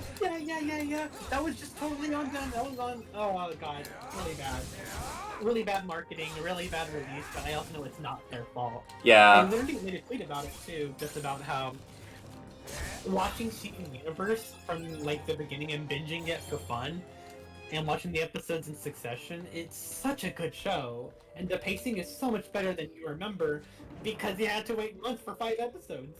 Well, yeah. I mean, Impetus in chat, she's the one who kind of got me interested in Steven Universe like several years ago, and that was just around like the start of Paradox, like, you know, building the gem drill and everything. And God, it was so hard to get. It was just such torture waiting for actual episodes. I can't. Yeah. But I rewatched it with my closest friends, and I had a really good time. It was funny because it was either like nothing, but then there was like the Steven bombs, and then there was that like the Steven nuke where they just had like one episode a day for like 30 days. Yeah, the Steven bombs. It was just a horrible way to release the show, and it was not even their fault. Yeah, Steven Universe actually has really great pacing and world building if you just watch it properly, and if the show was released the way it was supposed to release. Yeah, and poor Rose Quartz. Oh my god, I feel so bad for the way that the writers handled her. It is messed up, and I think the reason it's that way is because of the way it was released. I think the show does a really great job of making you forget that she's a better person and worked hard to become a better person because the show had so many breaks in between her writing. I agree. Like, I think it's important that they tackle the fact that like Rose Quartz did bad things, but I feel like they don't even like end her off at like something that just like reminds you that she has tried to change. Like, I get that doesn't really undo the things she's done, but I wish that the show ended on a little bit better of a note for her than just like, oh yeah, let's just forget about her. I also think that Steven Universe Future is just the worst stain on just Steven Universe's writing, period, because it demonizes her, and the characters and the writing itself chooses to ignore her strides and improvements as a person. It's like, I love the reverse character development. It is an amazing idea that a lot of media don't do, where they slowly introduce you to this character, and she's always shown to be wonderful, and you find out why she's that way, and the show did a really great job of doing it, but Steven Universe Future kind of like, they ran out of ideas to keep a conflict, and they just used her to demonize her. Well, yeah. As the conflict. That's why I hate Steven Universe Future with a passion. I hate that. I like some things of it, but mainly just because I feel like Steven's extremely relatable in some fashion, because I kind of grew up a lot like him. Yeah, I get that. I'm kind of like a weird kid who just didn't really go to school, kind of an outcast. Yeah, they cut off the show after their wedding. I understand it's not totally their fault, but again, I just feel like they used a lot of really cheap plot devices in character writing just to create conflict in future. Like, a lot of the episodes in future were really hard to watch because they kind of had a formula. Steven is reminded of Rose. He hates Rose with everything she did, so Steven acts really childish and everyone gets mad at him, only for him to learn the lesson. In the next episode, he unlearned that lesson, and they go with that for half the season. My biggest gripe with the Steven Universe feature is how they kind of undo the main lesson in the movie for him. Like, he literally sings at the end of the thing, like, okay, I need to accept that change has happened, and then, like, 3 episodes into Steven Universe feature is like, why are things changing? I don't like change. Yeah, exactly. That's exactly my thesis on why I don't like future. The movie was a wonderful... It's kind of how I feel about Boruto. About, like, hey, here's our series, we wrapped it up. Oh, you want a bit more of like, how things are in the future? Well, here you go. Here's a movie that has a little time skip. And we'll have a one-off climax for you to enjoy, and a true finale to the franchise. Just kidding, here's a further season that explores the epilogue, and we're just gonna ruin all the writing we did in the movie.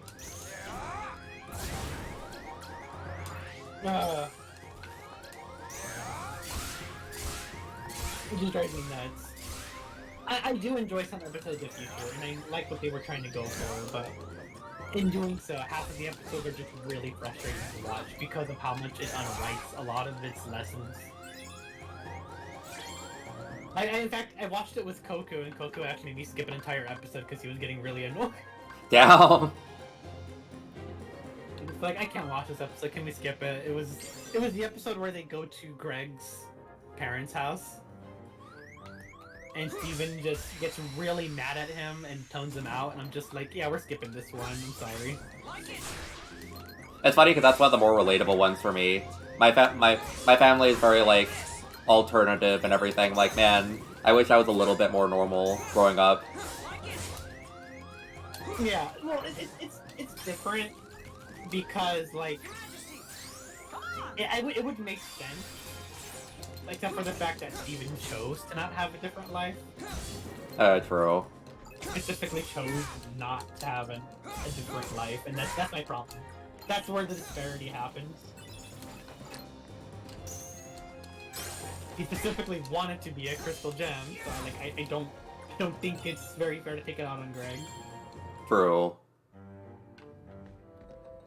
Oh, I love... Yeah, no, the Pearl episode is like peak Steven Universe. Almost everyone I, like, know who gets, like, really emotional, like, cried in that episode, and it's a great episode. Oh yeah, true. Yeah, Ralph Breaks the Internet is, like, the worst instance of that particular bad writing trope, where you just unwrite your character just to create conflict for the movie or thing that you're writing for. Where Ralph learns a lesson in the first movie, and the climax of the second movie is just unwriting that lesson.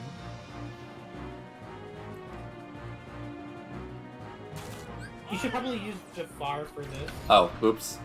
Oh, it doesn't matter. You might get it. The reason why I say that is because remember he has a bunch of zeros. Oh yeah, true.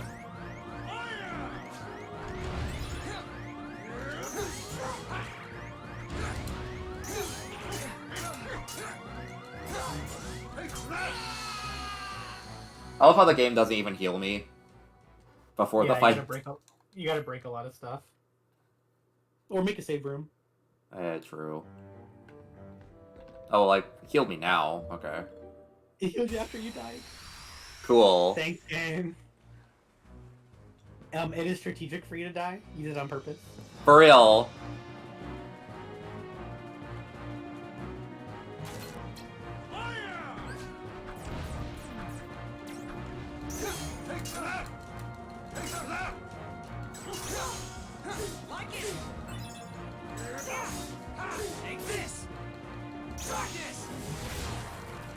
Oh, nice! You broke a lot of his cards.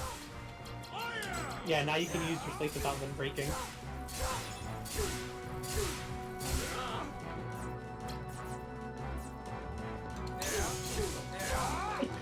I learned to accept and love myself without seeking validation from others, I need validation from a 10-year-old girl specifically. For real.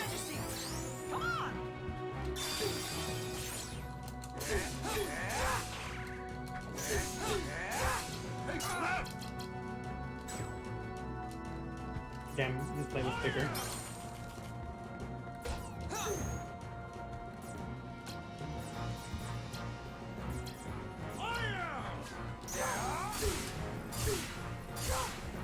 Get his ass!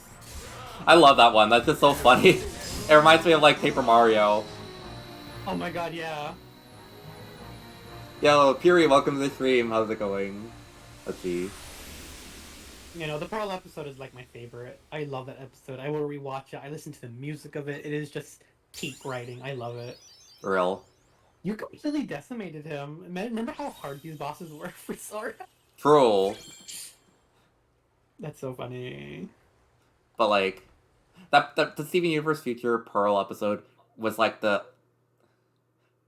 I was thinking about that yesterday during like the scene where they get locked into the thing where they like refill their memories. I'm like, oh, this is like the opposite of that one episode.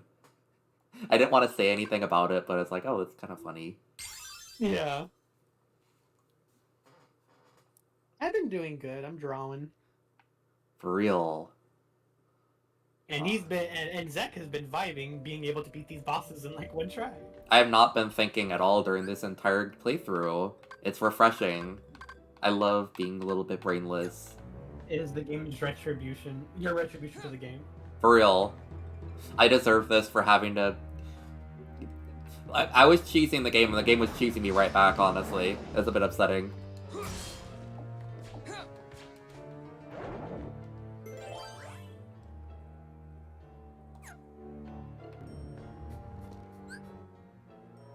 Oh.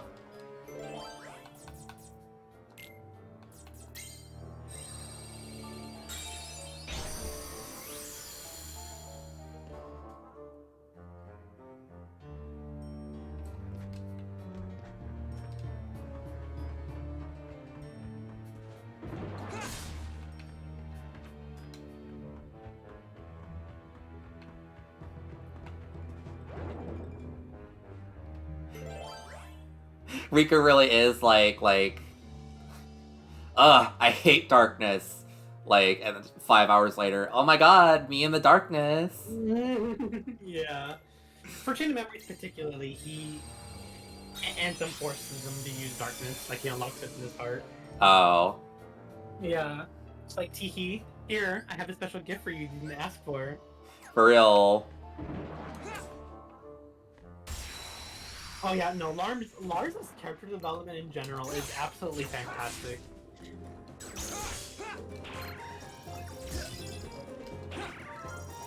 Oh yeah, the hero Steven can still die. Lars can't. I mean, Lars can still die, right? No, he's immortal.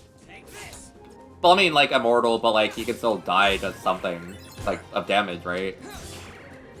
Maybe. I'm not sure. Oh, Metric Fusion's out. Oh, for real. Yeah. I really hope they have the cross-compatibility for Metroid Prime someday, too. Yeah, that would be nice.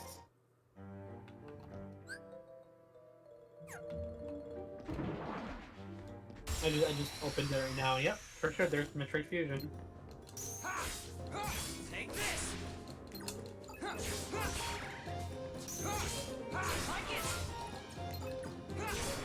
Take this. Like it.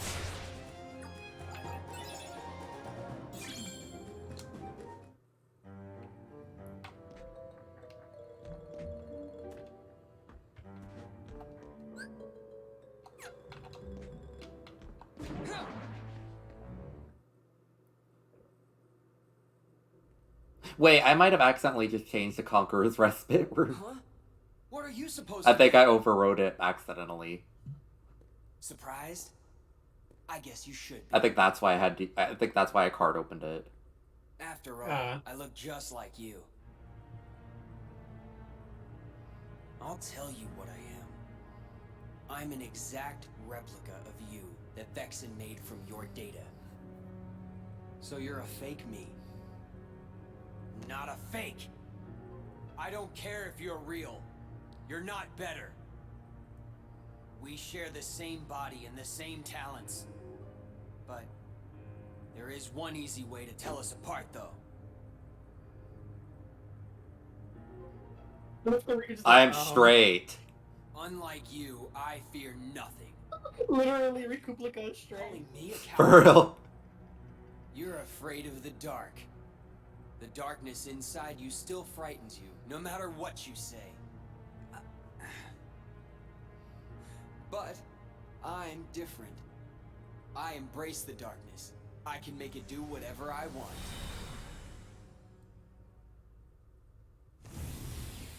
So, I can wipe the floor with you. Bet? For real? Bet. Kill you. Kills you. Just focus on breaking his cards and he should be a breeze. For real. And use Jafar. Yeah.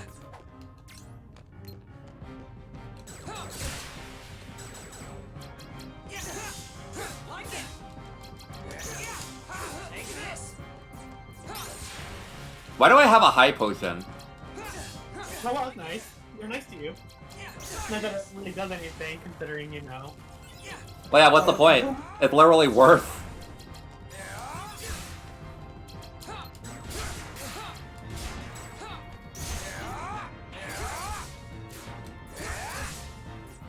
Oh.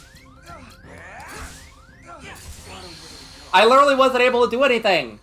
Okay. Yeah. Let's see, Andy Freeze says Steven Universe is a show I like, but man, people online were really annoying about it. Yeah. Yeah, Steven had a really strong, passionate, annoying fan base. But I don't let the fan base dictate how I enjoy a show. And like a really annoying fan base, but then like a really annoying like counter fan base. Like just Yeah. Yes. I hate this show so much. I've never watched it. I'm never going to watch it. I'm going to tell you how bad it is. Like that and Undertale just got done so dirty with just having the most annoying people just randomly hating it. 100% agree. Oh my god, no. 100% agree. I do think a lot of people were very mean to Steven Universe, just as much as Steven Universe fans were, you know, annoying. No people talk about that. Had a very strong counter fan base. Like that's all I can really call it. It's just because like just people who just made it their personality to hate a show and like you're so lame. Make sure to use Mickey's Bacon Heal sometimes. The more Mickeys you have, the higher chance you have. Oh yeah, true.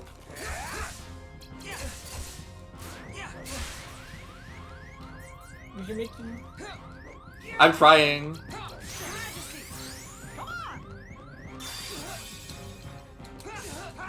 Nice.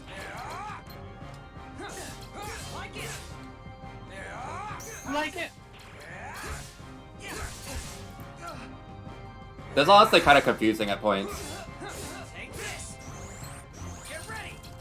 Oh, you have to reload? Oh, that's so unfortunate. Oh my god.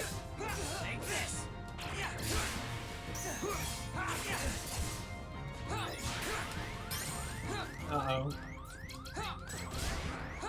Mickey, help us.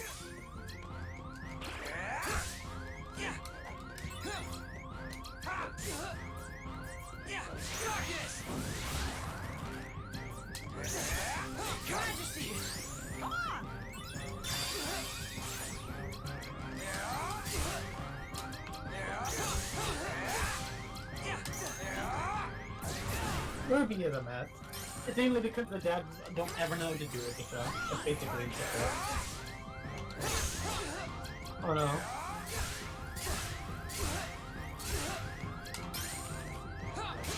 Go to that. Ah, damn it. So close.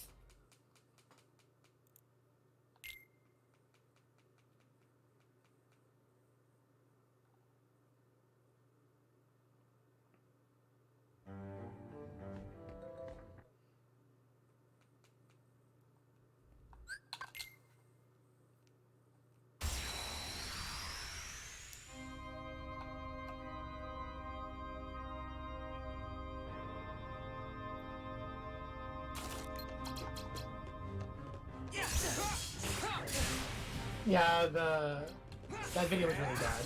I don't think a lot of the crew would say it was a shit show. They said that its release was a shit show because the way Cartoon Network handled the way that the episodes were produced and the way that the series got canceled.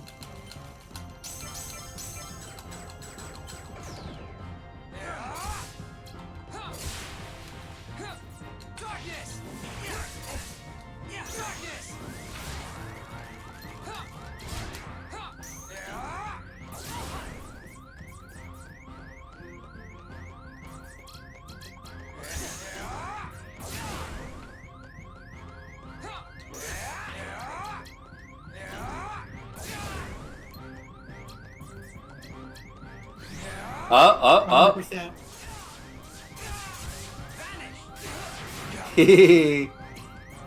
Yeah, exactly what Bear said.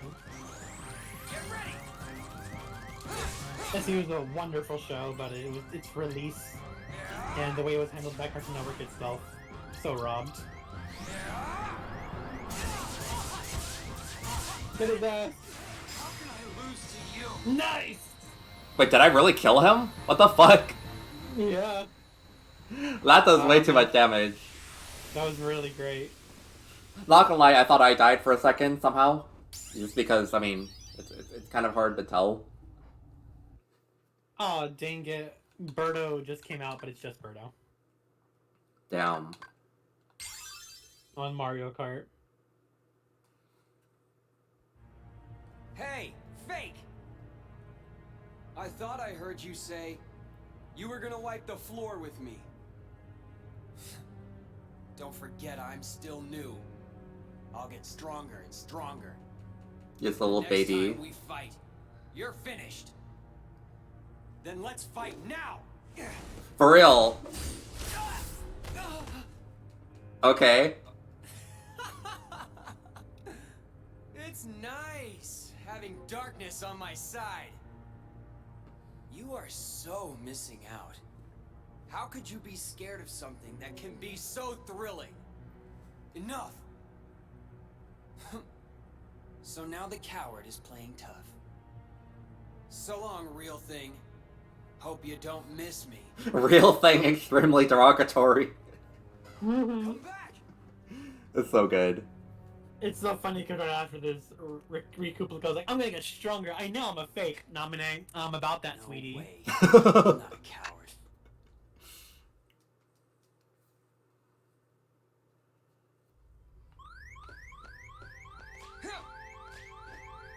Yeah, no, that's not a. I don't think people stop watching kids cartoons. It's not the kids cartoons' fault. It's why they're even called kids cartoons. It's because no one values animation and higher up. The cartoons for all ages. So, how is the real thing? He's spineless. In no time at all, I'll be better than him. In the meantime, would you be interested in meeting another who's considered a hero? You mean Sora. I hear he's somewhere in the castle. You want me to take care of him? We'll see. Yes. I intend to make good use of you. No worries. The real Riku is nothing. Sora won't be either. I beat your For ass. me. Ugh, he's so lame.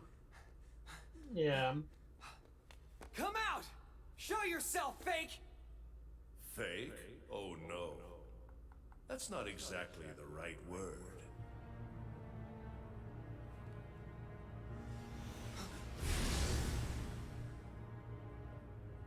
What are you saying? Isn't he just a copy of me? More like a model. He is an example of what you should try to be. He accepts the darkness. Just like you once couldn't help but accept me. But now you are afraid. Perhaps you are the one who is being fake. Fake when you pretend to have no fear. When have I been afraid of the dark? Inside of the card worlds, you grapple desperately with the darkness. Desperation is fear. You fight the darkness because it is what frightens you.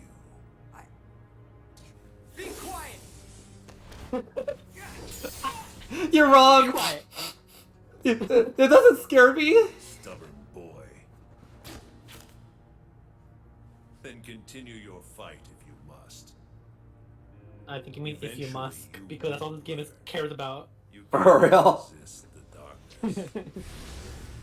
Fucking sexy and probably be like, oh, I smelled Ansem just now. Me smelling his dark figure. For real.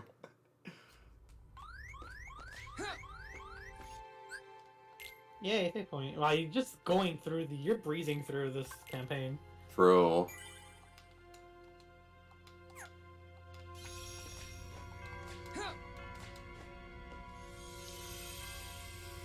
The only thing I wish is just that, like, I mean, everybody's complaint with Steven Universe is just that the series didn't get enough time in the, like, 5th season to develop, like, the Diamonds arc and everything. Yeah. Every bit of their writing is rushed. Yeah. It was supposed to get a 6 seasons worth of content, but not Nintendo. Cartoon Network canned the show. Yeah. The way I fought tooth and nail for that gay wedding scene. they slayed, honestly. Like, Garnet deserved it, but still, damn. Honestly, I don't really like the whole thing where Jasper gets shattered. I don't like that. I feel like I get that they're going for Steven going too far, but I feel like that's a little bit too far even for just, like, that's murder. Yeah. That really bugs me. Just, like, they could have probably just made it so that, like, he cracks her. Yeah. That's murder.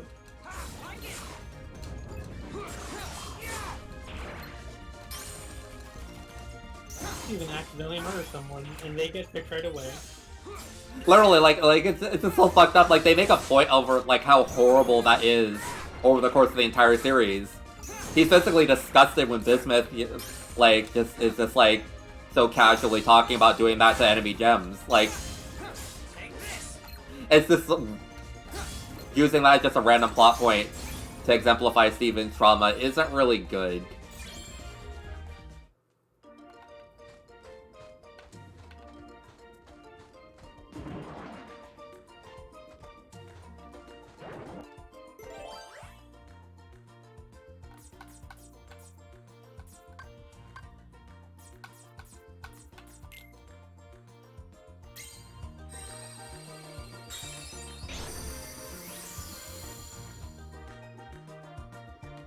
Yeah, as Grips, I don't expect them to have that much nuance. I think yeah, the show handles adult themes as best as it can. True. Kids are still kids. They can't really. It's clear you just dislike the show. That's okay.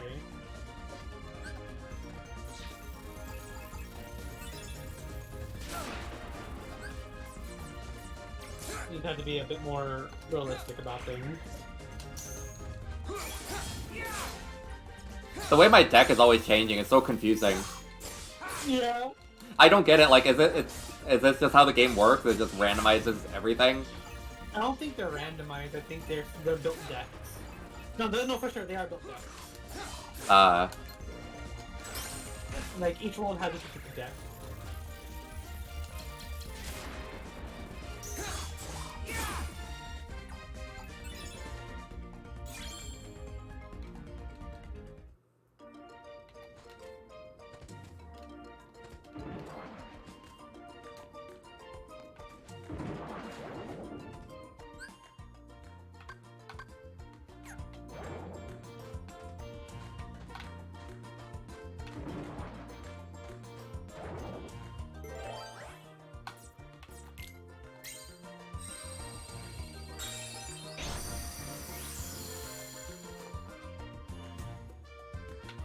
I feel like the biggest problem I have with the pacing is just, like, the final episode of Steven Universe, where it's very obvious that, like, they had to cram an entire season's worth of, like, fusions and everything into just, like, one thing. Like, and, like, the final scene with White Diamond is so good, but, like, everything before it is so, like, so fast, like, it's just like you're getting whiplash for, like, 40 minutes straight before that. Yeah. and it's entirely not their fault. Yeah. We were supposed to have another season to flesh that out, but that they were forced to finish it on that 5th season, and then instead the 6th season renewal contract they had was going to be used for future. It's sad. Yeah, got robbed, but despite its run, it did really good. Hmm.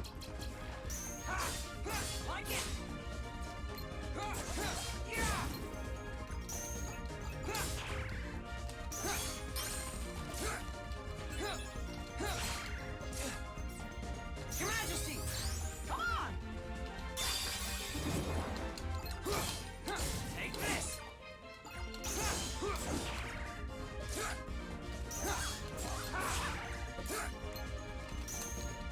Darkness!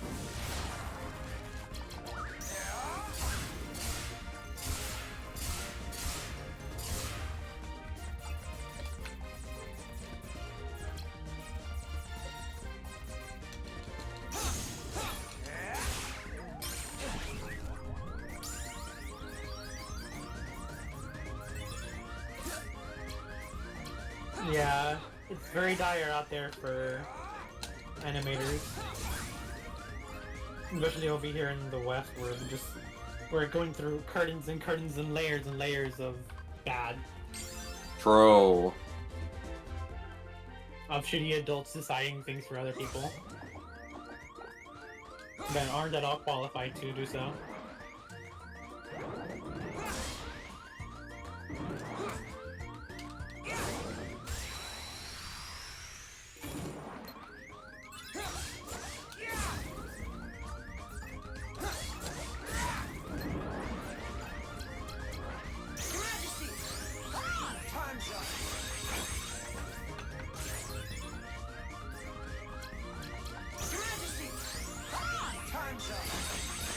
I mean, I don't know.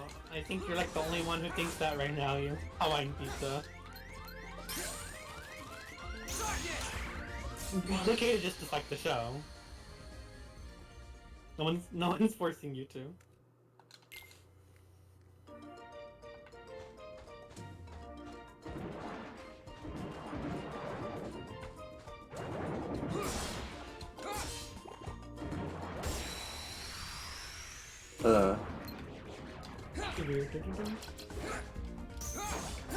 Yeah, we don't get to see Mermaid Riku. I mainly picked this world just because I like this song. The Mario and Luigi song. Yeah.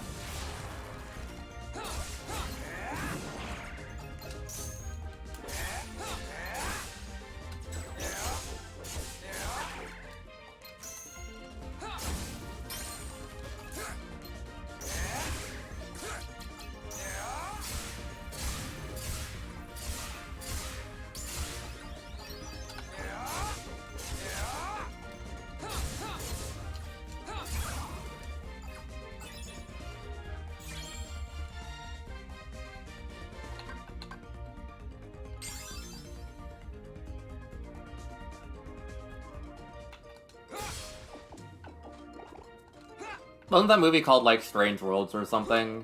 Something like that? Yeah? The movie Bears was talking about.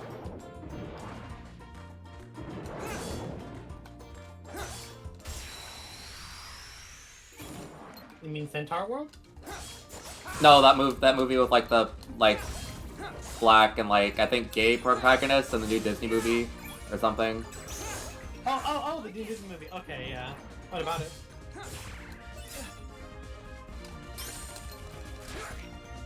Yeah, what about that movie? I don't know, Bears was talking about it.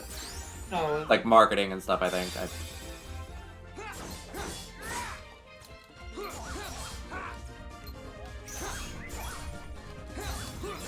Oh, yeah.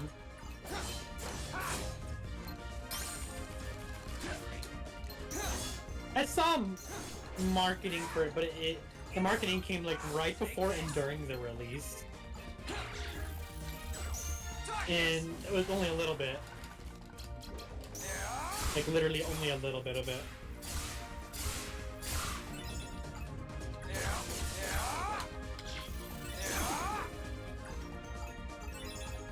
Let's see. Surveil asks, "What's your favorite Pokemon movie?" I mean, personally for me, I like Mewtwo Strikes Back. I'm just a little bit basic, perhaps, but No, the movie's still good. I think the movie's still fantastic. My favorite movie is the Entei movie. I think that one's just their best movie overall. I had that one on VHS when I was little, but I never. I watched it a few times actually. I liked it more than I liked the second movie, the one that was in between those two, which I never really retained anything of. That's fair. Other than Lugia Yeah. was in it.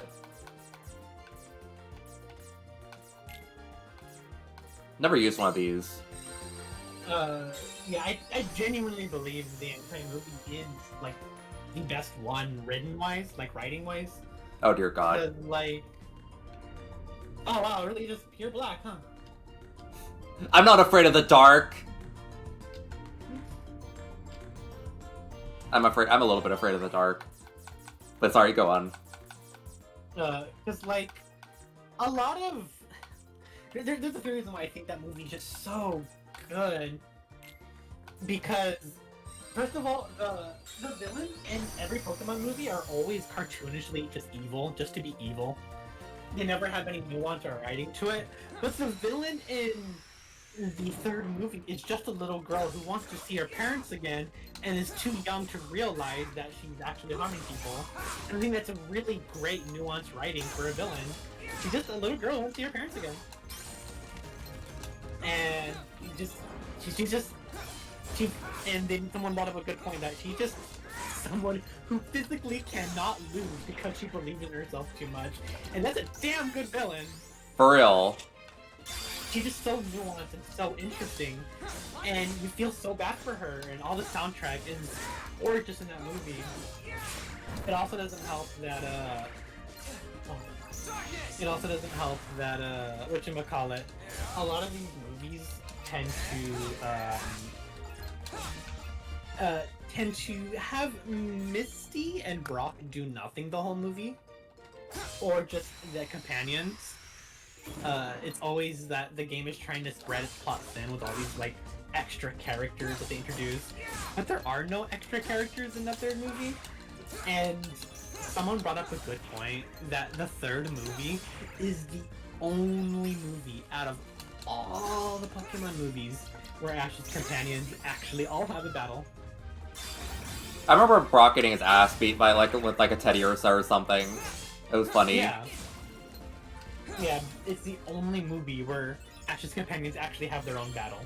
Damn. At most, Ash's companion will just throw out a Pokemon to help out, and they don't actually get a fight scene. But no, Misty and Brock both got their own battles that's like fully animated with their own different soundtrack for the battles.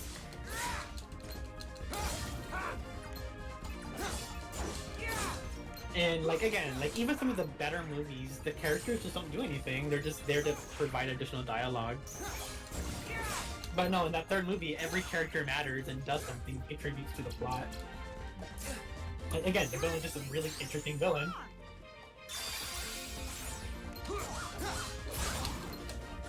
I've only ever really seen like the first three movies, and then after that, I remember like watching this one that was centered around Arceus on Cartoon Network when I was little. Oh, the 12th movie? Yeah. Yeah, like something about like him giving his plates to the Sinnoh region so that they could like have their civilization flourish, but then they go and like betray him and stuff. And that one was, I don't really retain much of it other than like time travel, I guess. Yeah. That night I had also watched the Pokemon Black and White one because, you know, my baby girl. Oh man, yeah, that movie is definitely something. I don't know why they decided to split it into two versions with Pokemon. Like, this isn't a game. This is a movie. Yeah, that movie is not great. The legendary Pokemon featured in Pokemon barely have any reason to be there, like Zekrom and Reshiram.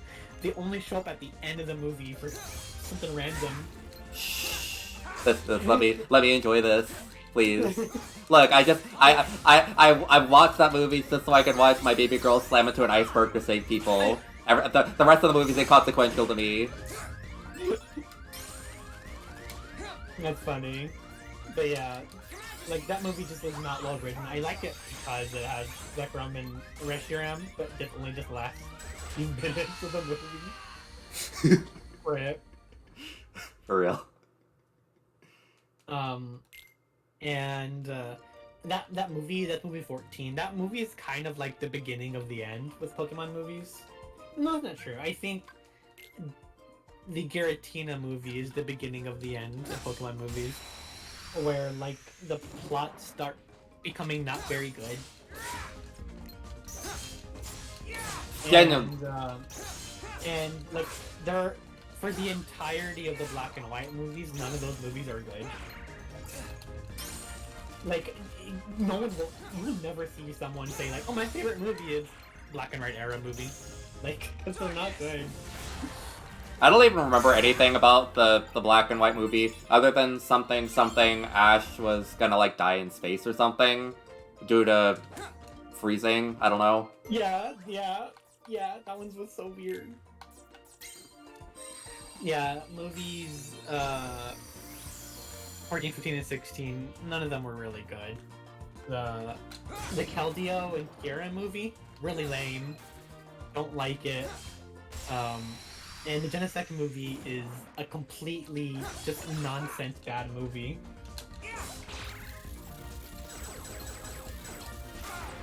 Like, the plot of the Genesect movie is literally just, there is a Mewtwo. They are female for some reason. It is not the same Mewtwo. Genesect are here. There are multiple Genesect. For real. They are angry. They are angry.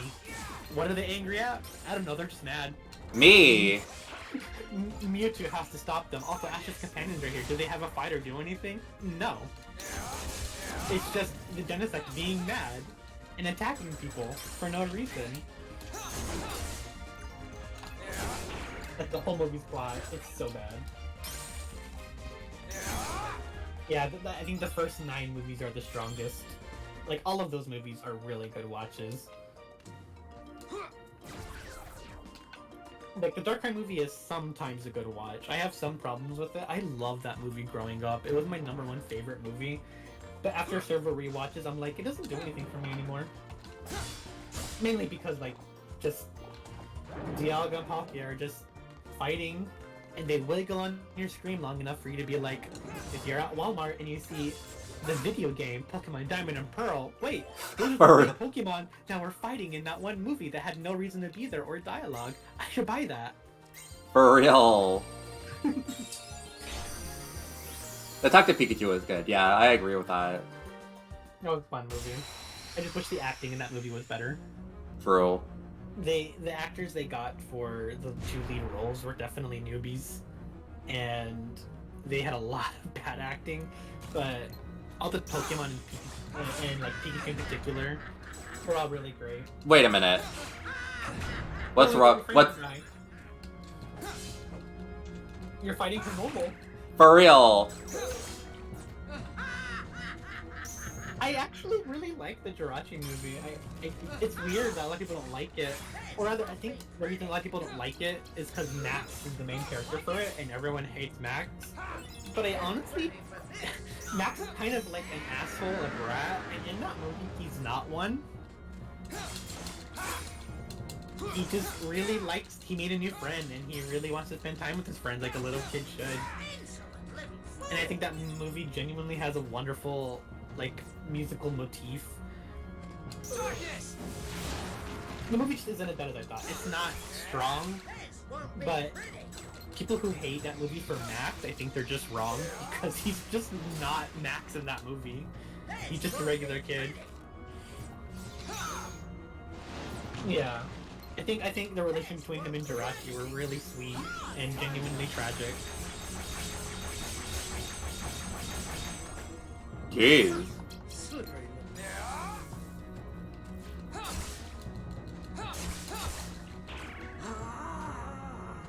The Latias and Latias movie are also really good. That one also had... Oh no.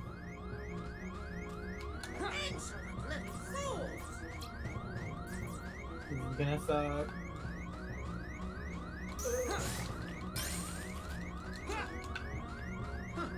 Sorry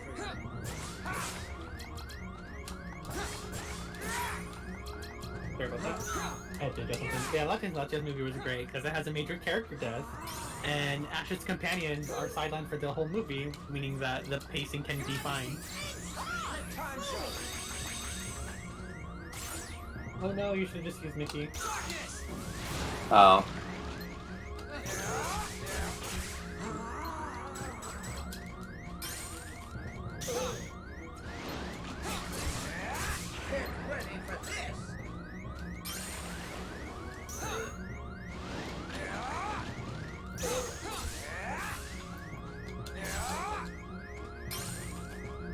I think Sarah still plays Ash really weirdly. Like she's better. But I think she still plays him really weird. Oh, break it. There you go.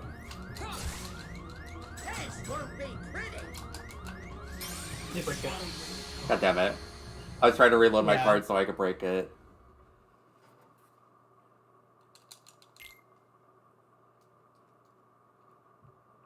I think the only bad movie in the Pokemon Renaissance era, the first 9 movies, is the Deoxys one. I can't think of a single thing from that movie that was like, oh, that was good. Like, it's just like, there are Deoxys. A little kid is very scared of Pokemon, and I mean every Pokemon.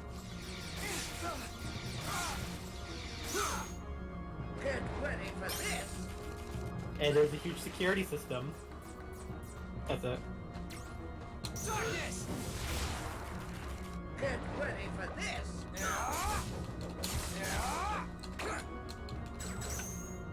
Just me.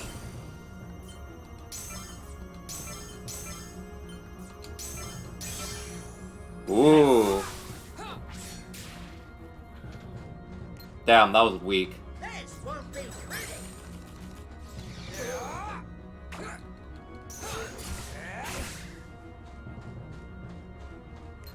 Sleep.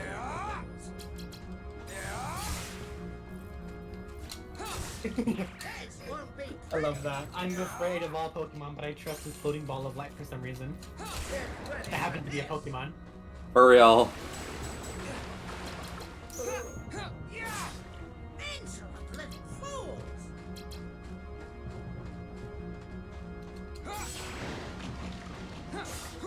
God, this boss is so annoying. Take this! Get ready for this! Get ready. That one wasn't a movie. That was an OVA. Darkness. That movie did not get redubbed. They just that movie was the first time they changed the cast after 4 kids got laid off. Fools! And they just refigured out their cast. Yeah, that was an OVA.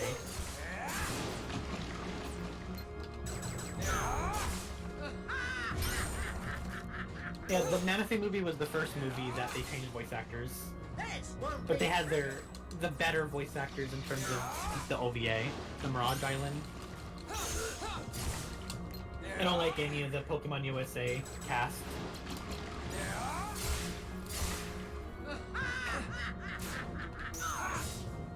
I don't really have too many opinions on the current Pokemon like stuff, but like I just hope that they keep Jesse and James somehow, just because I'm coping. Use Mickey regularly. Your Majesty. Get Caution, a 9. God, really? little fools! Like it. Take this. God, this boss is just so annoying. This Darkness. Thanks.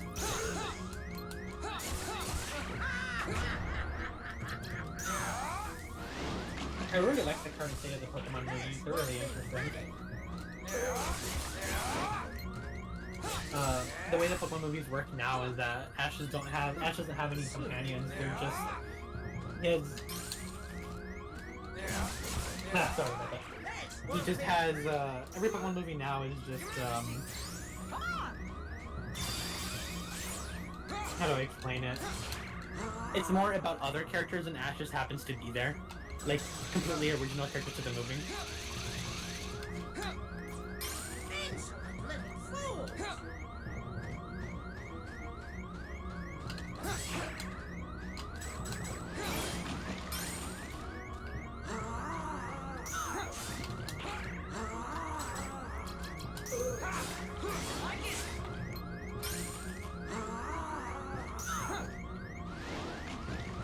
a lot of Pokemon anime now is really good.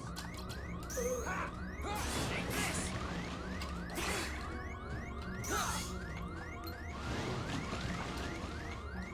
won't be pretty. Darkness!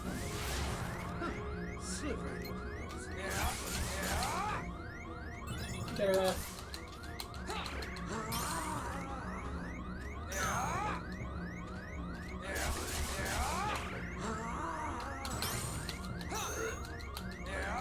Oh my god. Use Mickey. There you go. Oh, boop. Oh yeah. You have to use the attack cards first and then Mickey. I mean, this works still, honestly. Oh, other one.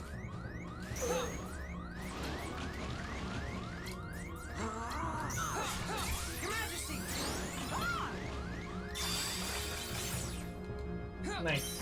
Oh, Thank god. about time. The boss would get tired of it. You did a.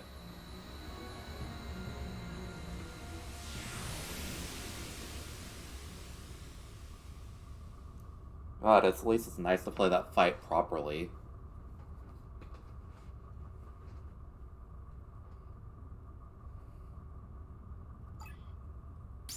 I'm not a Yu-Gi-Oh person. I grew up with the first season a little bit and a little bit of GX, but I never really kept up to date with it. I just got merch and liked having the cards that pretended to be the characters in the show, but I never actually got into it, you know? My family was strictly no Yu-Gi-Oh allowed because they were like Christian and they did not like any of the imagery that any of the show like presented, and so like I was pretty much not allowed to have like any access to watching on cartoon like Saturday mornings. One time like I got like a toy of it from my my grandparents took me to McDonald's and I got a Happy Meal and then they threw it away when I got home because like, oh, no Yu-Gi-Oh allowed. I'm like, man, it's not even like I really care about the show, but I sort of wish I got to like watch it properly. So I did grow up like with like, I mean like Kirby Right Back at Ya and Sonic X. And the Shadow Realm is not hell, they just died. They don't refer to anything like hell or the Shadow Realm in the Japanese, it's just death. Like, for example, whenever one of the characters has a staff, and like, I'm sending you to the Shadow Realm. No, that character in Japanese, the staff just ended up being a knife. That's hilarious. Yeah, they had a backstory episode where he was raising a staff at someone who was asleep, saying, I'm sending you to the Shadow Realm. I was like, wait, opens the anime Japanese. Oh, he's a knife.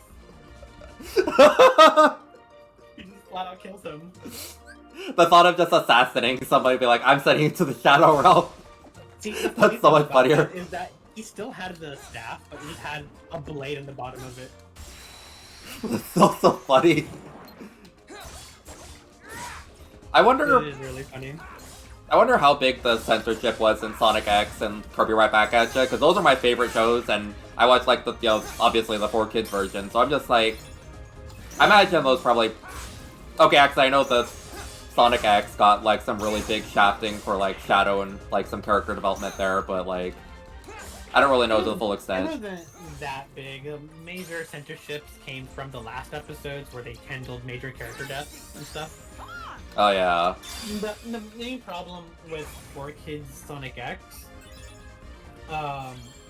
is whatchamacallit. The main issue with Sonic X was how 4Kids would replace its soundtrack, and it would always have their own original soundtrack playing at all times throughout the entire episodes and be really like abrupt and kind of annoying and overstimulating to listen to. Oh. I was watching Sonic Adventure 2 plot with some friends very recently in my group, and we had to stop watching it because the music that they used for it, they kept using it again and again and interrupting, and it was just loud and overstimulating, and some of the characters spoke really fast because they weren't allowed to have moments of silence, you know? Yeah. And yeah, I hated that. But Sonic X and ship wasn't that bad. Kirby also wasn't that bad, but it had the same issue of always playing original soundtrack at all times. There's that specific melody that's playing in my head that like it's like the melody they have whenever Sonic does like anything.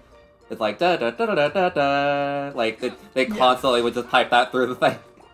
Yeah, no, that was definitely 4Kids. That being said, though, 4Kids did an amazing job with Pokemon because they had a passion for it. Pokemon had a little bit of censorship, but it was very tame censorship. A lot of people hate on 4Kids for a lot of dumb stuff, and they did do dumb stuff, but it was more that they shouldn't have licensed certain things that weren't clearly for little kids.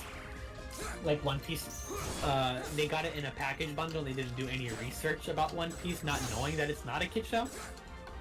I think I saw that when I was a kid. I didn't understand just how like brutalized it was because I had no context for it. Yeah. I think even my dad thought that like One Piece was just a dumb kid show because it just used to air at that point. But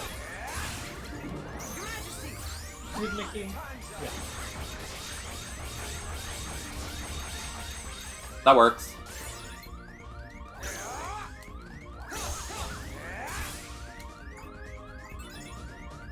Like, 4Kids Pokemon was wonderful because, while they did have some original soundtrack, they didn't make it as invasive. And they... Oh my god, they would hire popular singers just to do some songs, and because kids liked it a lot, have jingles, they put a lot of effort into their movie soundtracks. Like, you can tell how much love and passion Pokemon had, 4Kids had for Pokemon.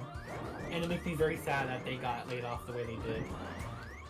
Oh, holy shit, Impetus being based in chat, talking about how they ruined the sound. They ruined, like, all the songs in Digimon so bad. Digimon has, like, so many interesting, like, evolution themes, intro themes, ending themes, and they all just got replaced with the same dumb, repetitive song.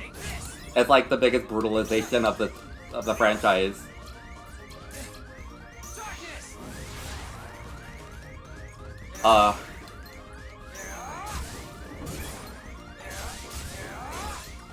Also, Aichi, when you're talking about that they didn't dub the final season of Sonic X, are you talking about the Metarex Saga? Because I definitely watched it when they did that.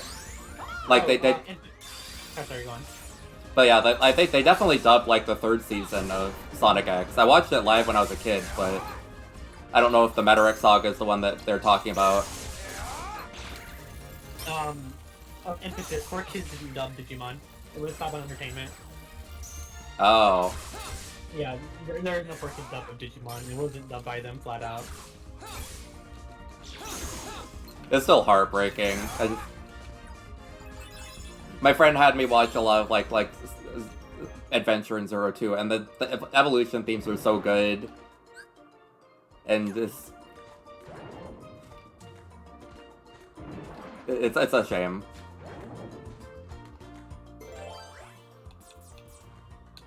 Yeah. Digimon was owned by Saban Entertainment, and they just they stink. Yeah, 4Kids had a really rocky dub, but most of them are they're okay. But Pokemon in particular, I feel like the dub was really great. And then they got laid off, and Pokemon USA came in and just fired everyone for no reason. And like they literally just fired them. It wasn't that, oh, we have this new company and in a different location. No, they just fired everyone and wanted to do their own thing. And all of the cast was replaced by people who had very little experience. And that's why the Pokemon dub, starting from Battle Frontier, sounds really weird. And Pokemon would be like that forever, for a long time. The Sun and Moon dub is egregiously awful. It is awful. It's definitely the worst word. It makes me so sad because the Sun and Moon season is such a good season, and the dub just butchered it. Pokemon USA just got a bunch of nobodies for major characters. Like Lily, I wanted to just... I wanted to strangle her. Her voice was so bad.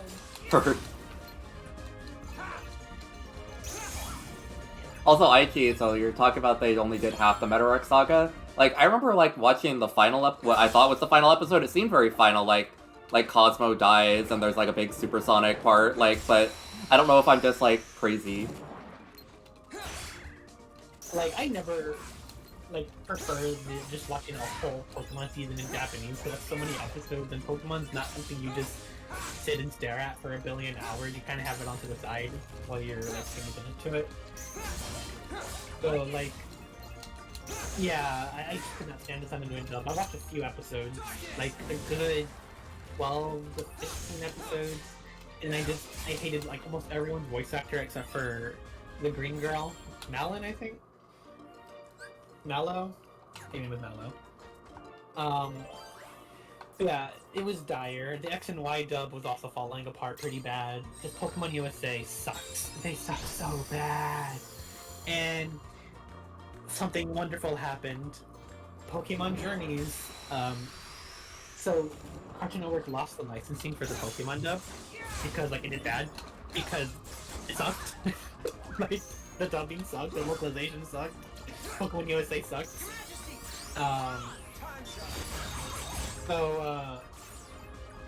Kalos, no, I'm sorry, I read Kalos. So, Pokemon Sun and Moon moved over to Disney, and that also did badly on Disney because, you know, it still sucked, and nobody watches TV anymore. The Pokemon USA finally took the big L and moved over to Netflix, and it was the best thing they've ever done. Because guess what? 4Kids was stationed in New York. When 4Kids fired everyone, a lot of New York actors couldn't get roles anymore. So you know where they moved to? LA. And you know where Netflix is stationed at? LA. Ooh. So a lot of 4Kids actors came back so much better. Like, hearing Pokemon Journeys makes me so freaking happy. A lot of the original 4Kids cast are playing characters they played back in the day, like Nurse Joy is played by her season, like, 1 through 3 voice actors that you haven't heard in, like, literally a decade.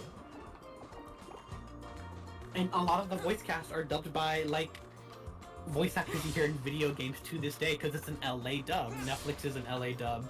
So you have, like, Jeremy Lee, who is a wonderful video game voice actress and anime voice actress, playing one of the lead roles, and she sounds incredible.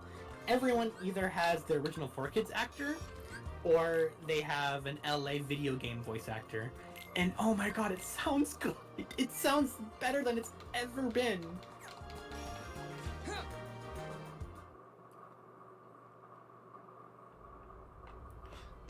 Man, apparently according to Aichi, I'm gonna need to watch more of Sonic X. I'm actually a bit unfulfilled now. Oh my god! It's her! Hi! It's not very often we see you topside. I came to lend you a hand. You obviously believe this Sora has much potential, but I remain unconvinced he is truly worth such. Oh, this cutscene again, it's Riku. I think an experiment would show. Oh, if he really damn. is of any value to But yeah, us. Pokemon Journeys has a fantastic dub. They only brought back the New York voice actors for Ash, Team Rocket, and voice characters like, you know, characters that were Ash's companions. But everyone else is voiced by an actual, really talented voice But you actor. know, I think testing Sora is just a cover for testing your valet. Valet? He's the Definitely product of recommend your walking research. Pokemon Journeys to everyone who hasn't seen it. It is Hmm. really good. You should just learn to be quiet. Anyway, since you came all this way, you're gonna need this. A humble gift to my elder. I hope you use it to put on a very good show for us.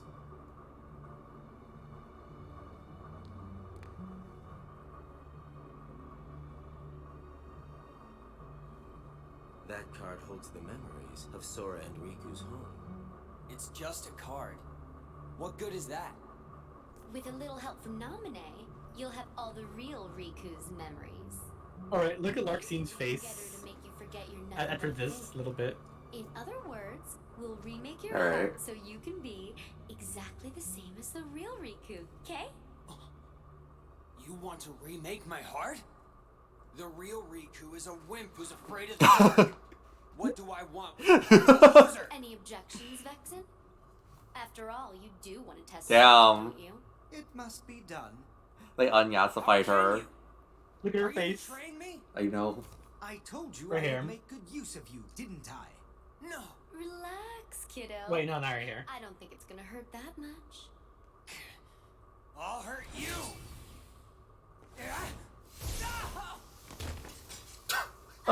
Wow, pathetic. Sad. Stupid little toy. Think you could defeat me? Where would you ever get a thought like that? Oh my god. Slay. Miss her. But look on the bright side. Along with everything else in your head, Naminé will erase the memory of me knocking you flat. She will implant the loveliest little You're just memories watching you could this. ever hope for. For real? It's no big deal that they're all lies. No. Right here, look at her face. I would say that if I had to see that in first person. Why'd they do that to her? Her flat face and a smile as she zooms towards you. And just the perspective on her eyes, it just looks so fucked up. It's so funny.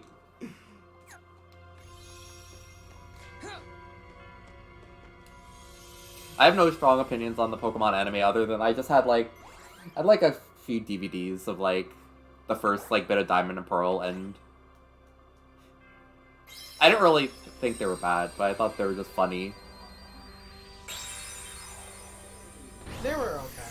Yeah. I like Diamond and Pearl. Diamond and Pearl was pretty good art. The problem is like the dubbing there was messy because it was the first full season the new company had to dub. Oh yeah. So Ashton's really rough.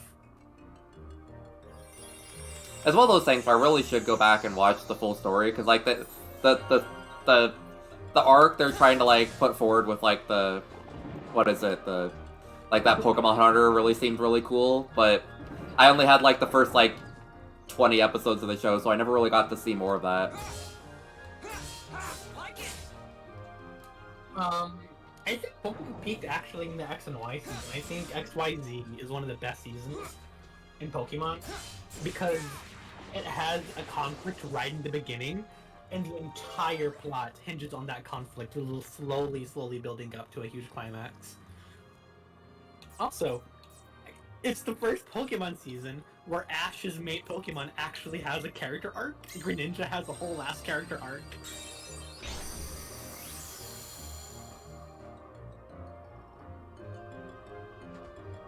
Oh, so I did see all of Sonic X, but they just never advertised it so everybody could watch it. That's a shame. Like, the early X and Y seasons were okay. But I like how focused XYZ is. It's really good, and it has a really great climax. It has a really interesting way it's structured. I like how focused the season is. It's like, wow, what if we actually had proper continuity for a whole season instead of just sometimes?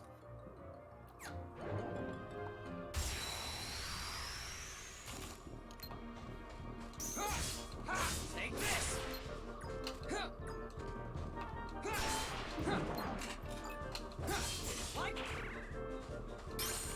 I honestly thought it was just surprising that like they don't even cover like in the black and white anime, they don't even really cover like the whole arc with N and Getsus and like everything, right? Like, I mean, N is a character, and they eventually become part of the main companions for a whole season. oh. But it's not nearly as good as the game. Black and White has some of the worst plot in terms of the anime. A lot of people really do not like the Black and White seasons. There's so much filler. It's honestly sad, especially considering I love the game story. I just wish the story didn't like back out the last second, which I'm sure that's probably a pretty common complaint with it. It's like, oh, we're raising all this question on the ethical things of raising Pokemon, and then like, oh, it was just the big bad guy manipulating him the whole time. Yeah. Oh my god, hey Solar. My god, Ray Solar, welcome to the stream. How's it going? Rothgar raid, for real. Welcome everybody. Currently just beating everything up with Riku. I've not thought a single thought since like the last boss fight. I like hitting things. He goes dark mode and it makes my brain fire neurons. Good. Yeah, your deck in this world is really bad, so watch out. Okay. I'll just try to avoid everything. My god, Rothgar. Hello, Soul. What's up? For real, that one Iceberg, thank you for the follow. Alright. Hello, y'all. Yeah, that's me. Miss Uh, Juggermelon. He's my Kingdom Hearts companion.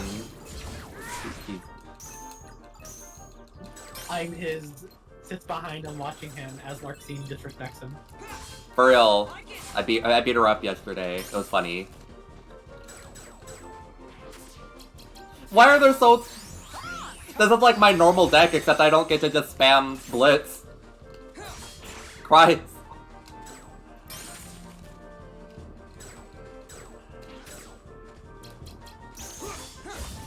Okay, I guess I'm just gonna spam Slates a bunch.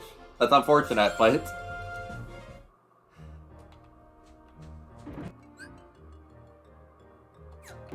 Oh, we have to end the turkey. For real. Yeah, I made the stuffing. Welcome to the world, baby O.J. Simpson, Ford Bronco Jr. Coming this November 1992. Welcome to the world, baby Bush did 9/11. 877 cash now. Cash now.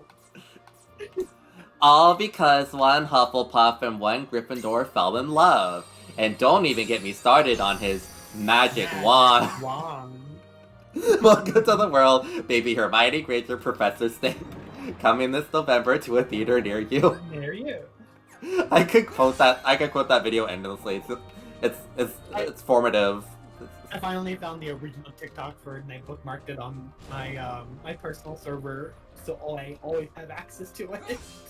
Oh yeah, Antifreeze posted that one in my server a little bit ago. I had to rewatch it because I need to have that refresh. I need to have that like fresh in my memory. It's so iconic. Also, personally, Elias, I like the movie showcases more because I thought contests were getting really stale. I like how they had a movie like star theme to it, but I think the real sin, the real like crime the showcases did in X and Y was rob Jessie. Jessie slayed every performance, and they just robbed her.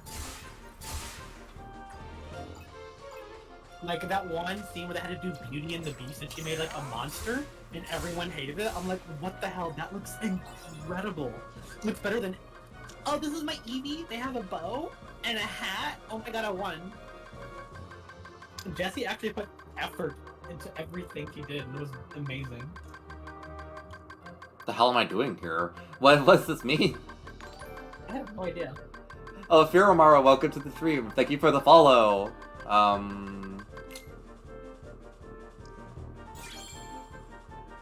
Oh, it just gives me an extra.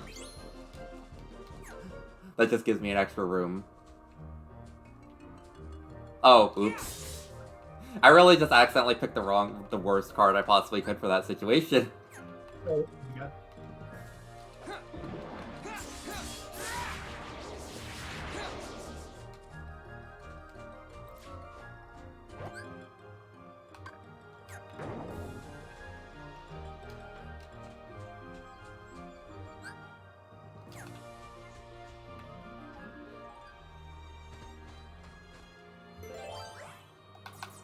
Okay, let's see.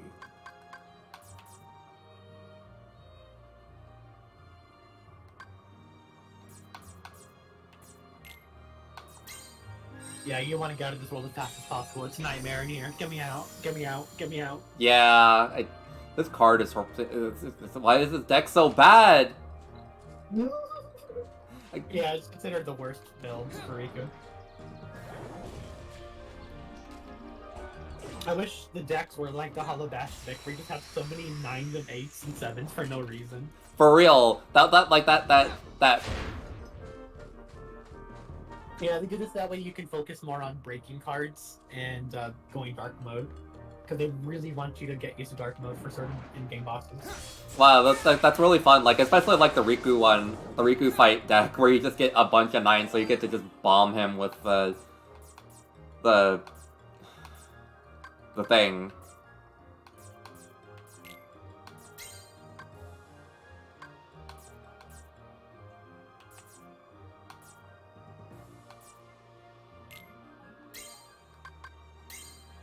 Alright.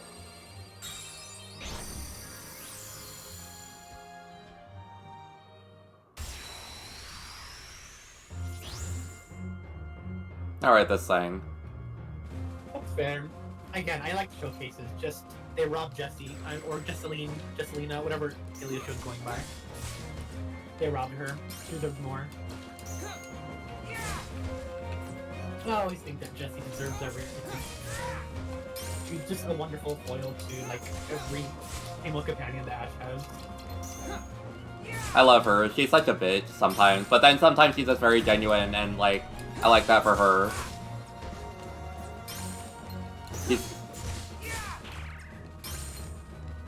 Honestly, the one thing that just made me so sad is just that they didn't really do much with Jessie and James in the new season, I guess.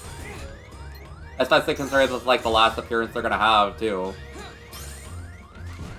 Oh, you used too many slates. You don't have new cards now. Yeah, that's why you shouldn't scan slates as default Riku. Oops. Oh, perfect. Wait, what? Oh my god.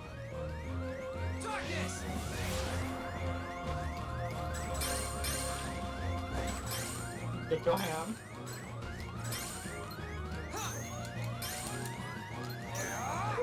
This is fun. I don't think I've ever seen a deck with this few cards in it.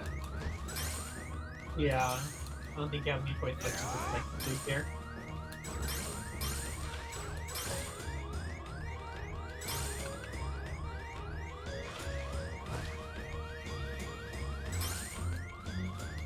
He's not attacking you much.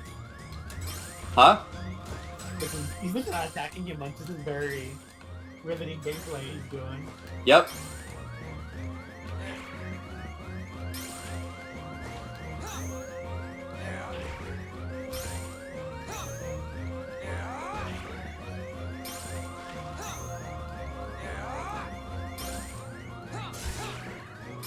I mean, I believe it.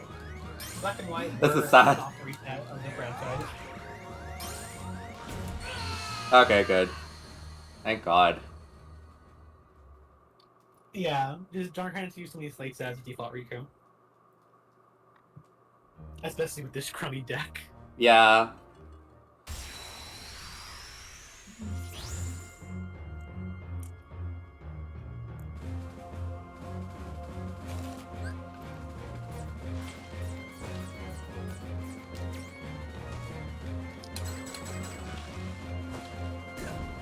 I don't even have any zeros, like, how...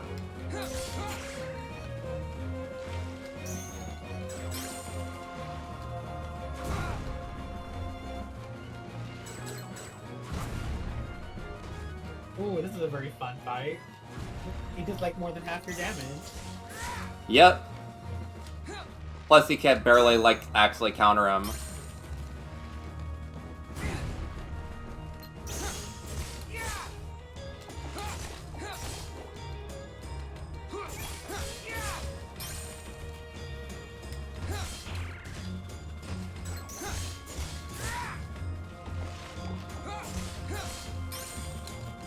Oh, get it there.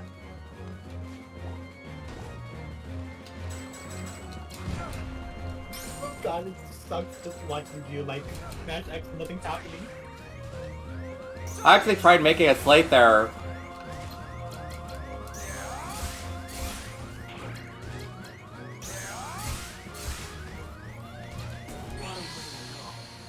Why is this fight so bad? He's dead. Yeah, this is... I can't do anything if I just don't have the opportunity to do it. Ugh.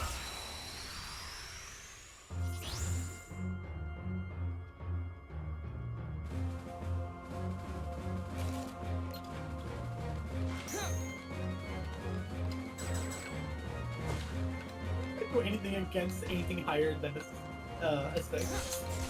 Yeah.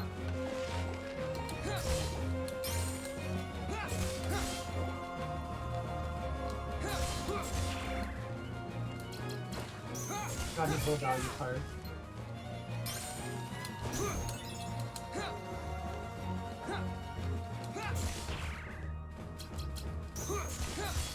People hated the vanilla line because like, oh, it's just an ice cream, and people just like were really past back then about that. It was like the Mickey card, but make it the first card. Well, yeah, I just... Leave.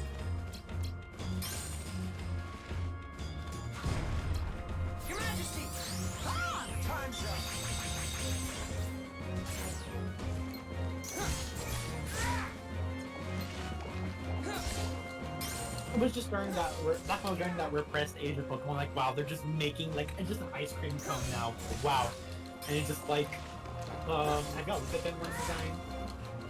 Yeah, like, Arms.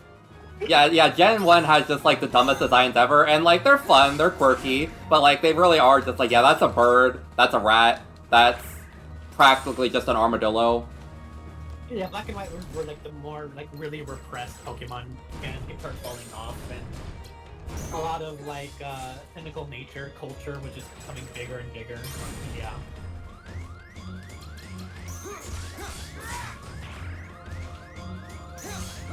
My son.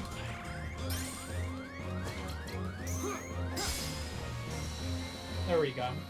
That was annoying, because you have to, like, use slates to break him, like, you're forced to, but, like,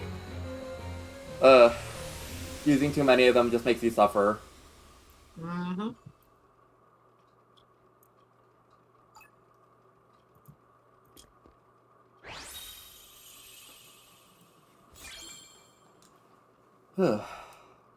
How long is the end game for this, by the way, like, after I get most of these worlds done? Because I feel like I probably should stop pretty soon and get some rest, but, like, I feel like if I keep playing more, then it's going to be really awkward amount for next stream.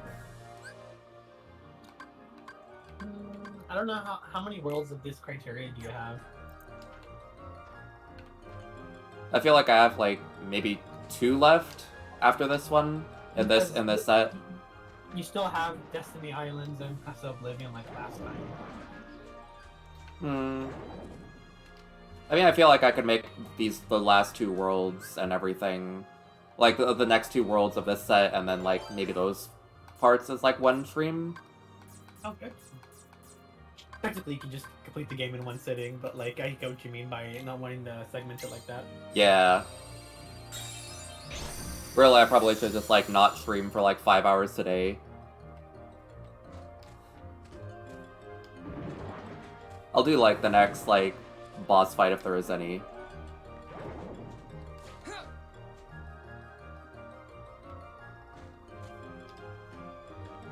Oh yeah, and Twilight Town, of course. Oh yeah, true. Yeah, you have the exact same world as Sora here. So yeah, so doing all those worlds next stream will be pretty good.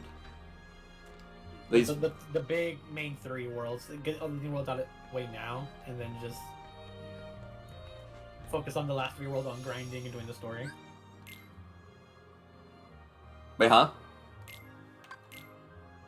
Like, just focus on getting the Disney worlds out of the way now, and then focus, and then you can make a whole stream for just the last 3 big plot worlds. Alright. Oh yeah, last stream went on pretty long. That was fun. You beat Marluxia S. True. Oh yeah, no Winnie the Pooh. Damn. Why so glum, Naminé? Is there something that's been troubling you? I love Are you her. feeling awful about tinkering with Sora's memory? Or maybe you... Cut it out, Larxene.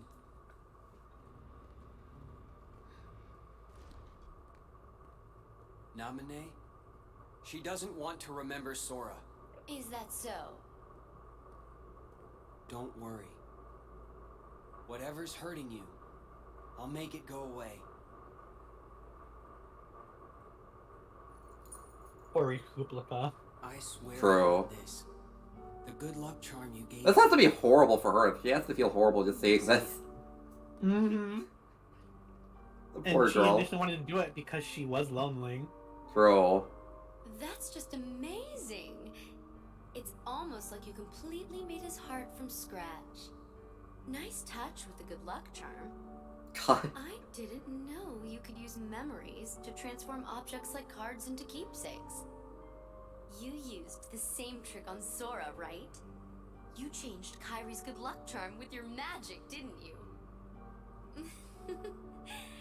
It won't be long before Sora forgets about Kairi completely, and then he'll be all yours to... He won't forget. Huh? No matter how much I change his memory, Sora will never forget Kairi. Memories of me, more false memories of me, will just make his feelings for Kairi even stronger than before. Because because I'm the shadow of Kyrie. What's your problem with that?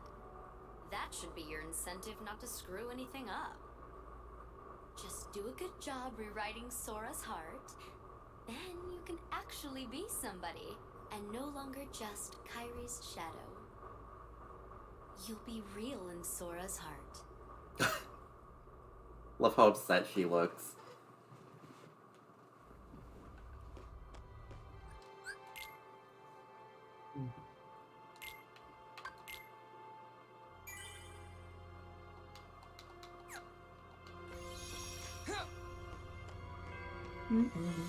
God, right? Wasn't like wasn't the original Sun and Moon actually limited to one was only day and one was only night? Yeah, I'm pretty sure. No. It's just the times were reversed. So if it was daytime in real life, it was nighttime in the game. Oh, right. One of them was reversed, yeah. That was so weird. No. They should have made the cutscene skippables, for sure. I think the plot for that game is really great. Fantastic. Ultra Sun and Moon fixed a lot of its problems and limitations, except that they shot themselves in the foot because they changed the amazing climax of the original Sun and Moon. Basically, what we said last time, yeah. The climax for Sun and Moon is fantastic, and Ultra Sun and Moon ruined it. The game's really given me 10 different bottomless darkness cards. Mm-hmm. Because Riku is darkness. For real. And what enemy cards do I have right now? Reverses the values of cards through 1 through 9. Yeah, you keep forgetting to use your enemy cards. Yeah, true. That would have made the last boss much easier. Yeah, true.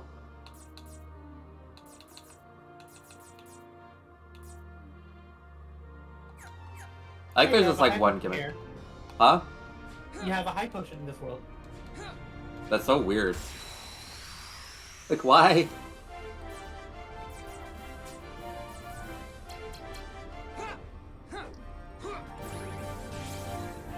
You ain't got no faith with that. Oh, right. It's high potion.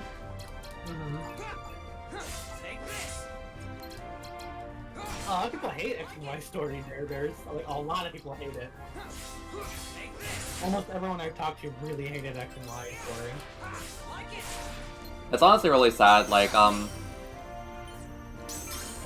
have, you know, X and Y and Sun and Moon on the 3DS, and I just have not bothered to play any of them. It's not great. But it's cute. Like, I like the world and the aesthetic and look to it. But yeah, the plot is not great. I just remember playing, like, I think it was X and Y and being really weirded out by the fact that you just, like, roller skate everywhere in the real world. Like, the outside world. Like, I don't get why. Like, it felt like it handled properly without that, and that just... Kanto had no story beats. It just had, sometimes your rival shows up, and then it had this little co-climax. Like, your rival shows up, that's why I love Team Rocket shows up, and they barely have any dialogue, they're just bad. And then you just take it down in Silk Co. That's why Let's Go is my favorite version of Gen 1, because they specifically added major plot beats. They brought in characters from other games to promote continuity. Like, they added Archer as Giovanni's actual right-hand man just to make Heart Gold Soul Silver continuity make sense. They have the gym leaders leave their gyms and sometimes come talk to you. They have Elite Four members come help you out fight Team Rocket sometimes. Like, what the hell? Meanwhile, like, the original games are just... Really good take on it. Meanwhile, the original games are like, oh, this door won't let me pass, I guess I'll speed up this gang in order to gain entry. Like, yeah. It's just... I genuinely love Let's Go so much. As a remake, I really wish more remakes looked the way it did. But Let's Go was held back solely by their removed abilities and held items. so it made the game feel like you're just doing type advantages and disadvantages, and that's it. Right. And it was really boring to do that. Like, Let's Go is such a fantastic remake. It's up there for me. I think it's a really great game. I like the removal of random encounters. I don't mind it. Like, it just made the random encounters like with Pokemon and get EXP faster. And you had to grind less. And they fixed a lot of the story. They actually gave it a story and have more purpose for gym leaders and characters. I just freaking love how they added characters from other games to get more captivity. I love that. Honestly, I like the concept they were going for in, like, the catching. I've never played it, but I've seen, like, the capture mechanics, and it seems pretty fun. In all honesty, the thing I hate most about every single Pokemon game is just the capturing. I've never had fun actually capturing a legendary, and, like... Exactly. Because there's nothing fun about it. Exactly. No one enjoys trying to capture legendaries and just capturing Pokemon. Why is it all of a sudden a problem whenever they remove it like that? It's so funny. Like, It's so funny. I felt like the only game I ever really had an easy time was, like, Gen 1, where, like, you could just get, like, Moltres down to, like, 20% health and throw an Ultra Ball at it, and it would get caught, like you would expect, instead of playing, like... I remember, like, fighting, like, Giratina? I think Giratina is one of the worst ones, just... Like, oh yeah, you threw 40 old timer balls at it when it's at, like, 1 health, and, like, no, it's just gonna use struggle and then, like, kill itself. Yeah. It got to the point where I got defiant and I just started, like, soft rebooting the game and, like, throwing a quick ball at it just to catch in 1 turn. Just because I felt like that would be more likely than just, like... That would be just equally as likely just playing through each battle to its full completion. Yeah. Yeah, Let's Go is a very fun game, and I really hope they make a Gold and Silver version of it. Like, I think that'd be really fun to experience that game in that style. I think the little 3D art and the environments in that game are really pretty, especially after playing Brilliant Diamond and Shining Pearl. Looking at the way they did the backgrounds and environments and Let's Go looks beautiful to me. Because I was so disappointed by Brilliant Diamond and Shining Pearl. The Brilliant Diamond Shining Pearl just... It looks so sad, especially considering the original games look really good. Like, the original games are kind of boring, but, like, they're pretty... Aesthetically, they're very pleasing.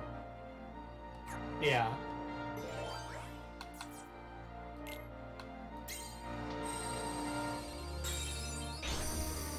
I would love Let's Go Johto. I would love that.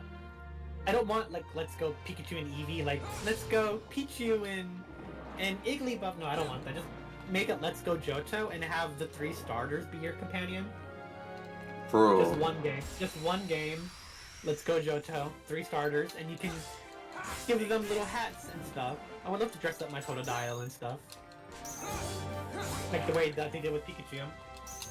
Yeah, one thing I really loved from Gen 5, and it wasn't even like a super great feature, it's just like those like Pokemon shows, because I could take my Zekrom and I could give him a little top hat and cane. You know, just... That really was like my like little, like... Me not realizing that Zekrom was my baby girl back when I was like 13. Yeah. I totally get that. I miss that. They should just have that as a feature for normal Pokemon games, for everything. I want to dress my Pokemon up. I want to give my Zekrom a bow tie.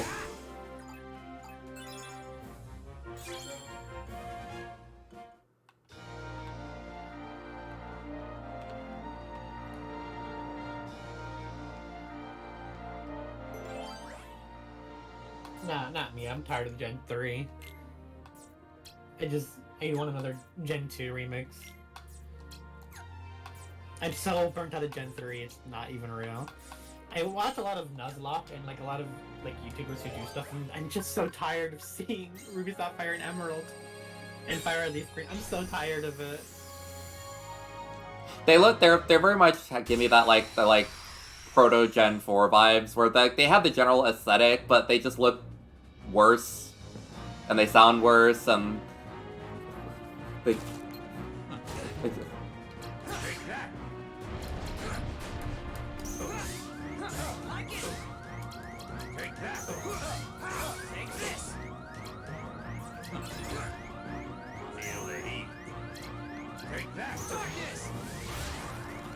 Oh, my name is Mickey. Yeah, you just let yourself stay low for too long. You gotta be using Mrs. Mickey. Mrs. Mickey. Mrs. Mouse. For real? James was jump scare. For real.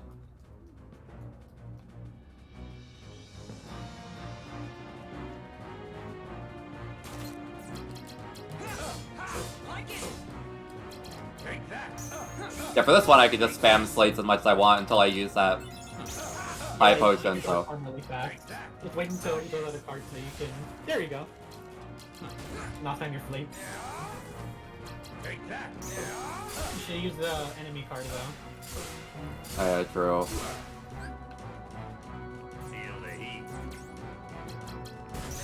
Oh, you just want to destroy him. For real.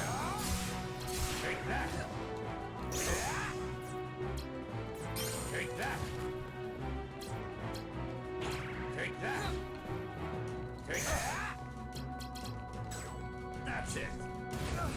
Well, that's a high value. You should break him. Never mind, it plays over.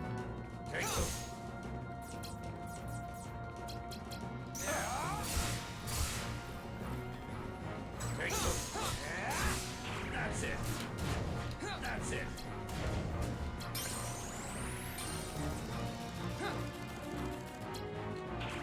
Take that. That's it. That's it. Right. That's it. That's it. Take that. Take that. That's it. Take this. Take that. You just played him. Take that.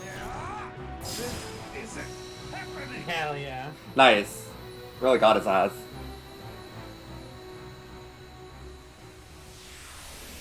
Oh yeah, true. I forgot that I was going to use the monkey card, but I was concerned about the numbers, but I realized, oh yeah, I had a ton of zeros I could just used. Or...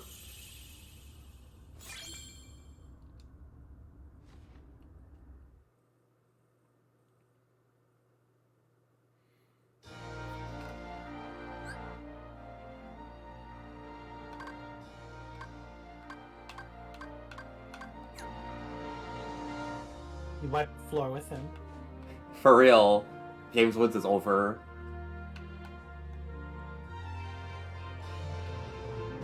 Wait, huh?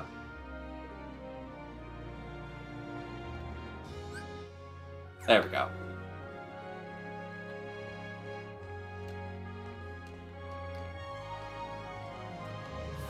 After next world, I'll definitely finish for the night then. I think this is the last Disney World. I thought there was one left. And my cards and whatnot. Let me see. Oh yeah, you never did. You didn't do. Oh, Halloween Town. Did you? Yeah, not yet. Yeah. Please, one more Larxene, please.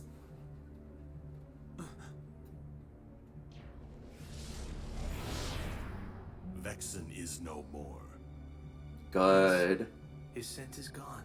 Shut up. Axel struck him. Please. Something I find deplorable. I hate this man. Agents of the organization striking each other down.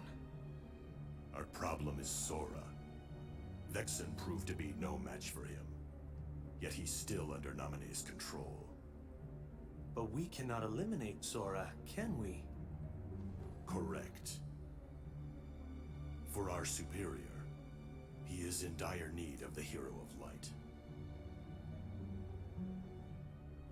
When light loses sight of its path, we may find use for the dark. What we must do is obtain the darkness. Riku, of course.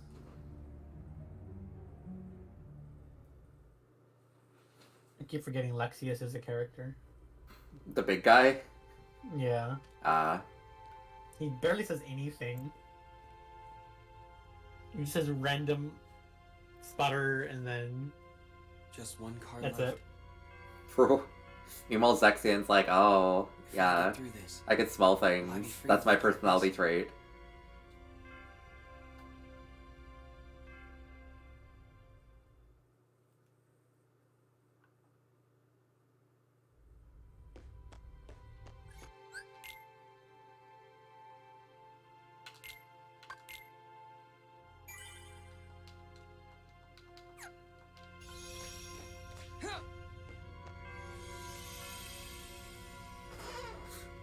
Everybody just wants to call him Lexus, apparently. Oh god, I want to see if Riku gets a funny, edgy outfit. Please, please, please.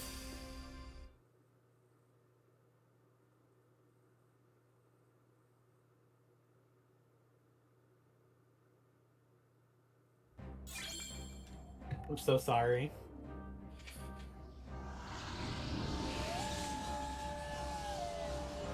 Damn. We're not allowed to do anything fun. It's such a wasted opportunity. But I guess it makes sense since Donald's the one using his magic to change and Donald's not here. Oh yeah, true. Plus, I guess he already has his own evil little outfit, you know, ooh. That's true.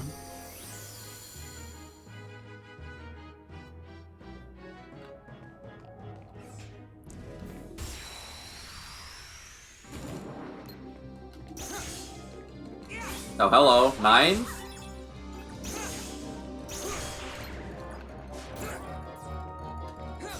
Oh my god, there's 3 9s in this deck. I know what I'm doing.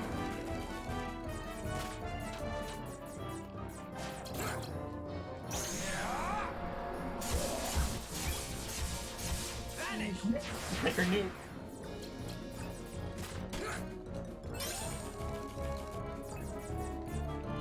Oh, got a color change? I thought it was just the lighting. Huh? Did you get a color change? I thought it was just the lighting. I thought it was the lighting too, maybe. Let me see.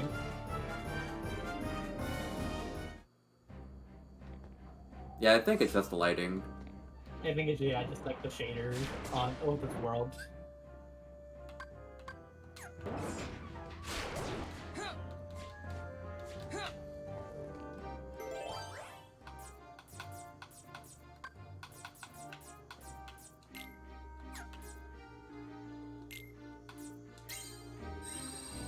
Sure, I'll use the darkness room, because it keeps just giving it to me. Like it was just trying to tell me something, I guess.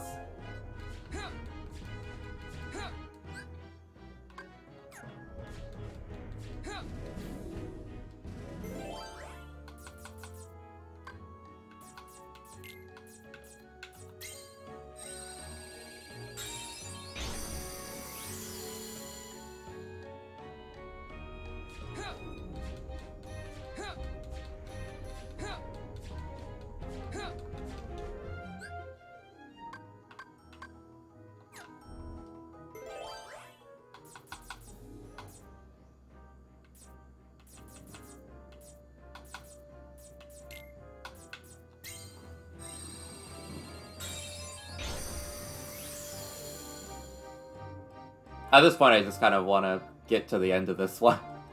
I'm invested in the story. And you're almost at the end of it too. True.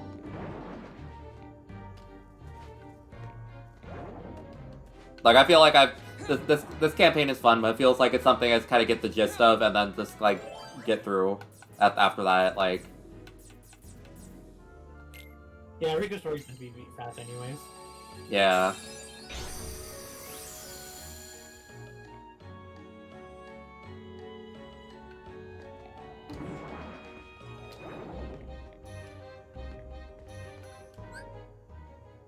Oh, this path is so annoying.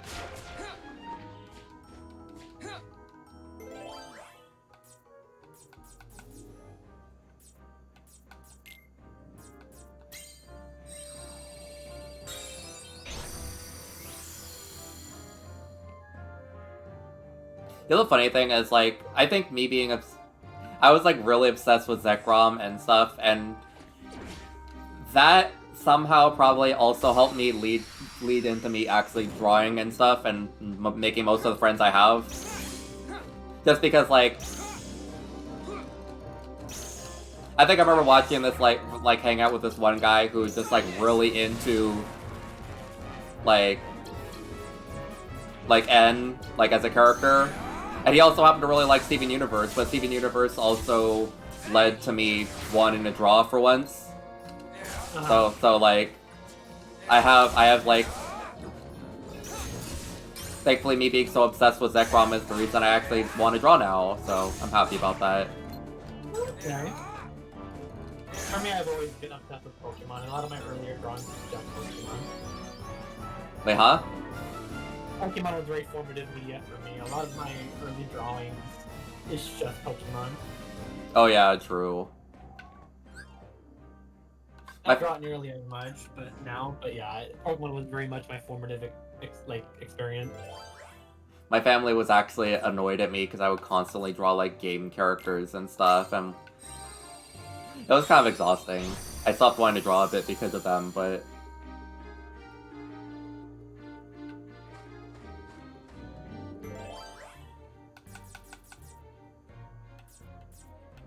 either way, like,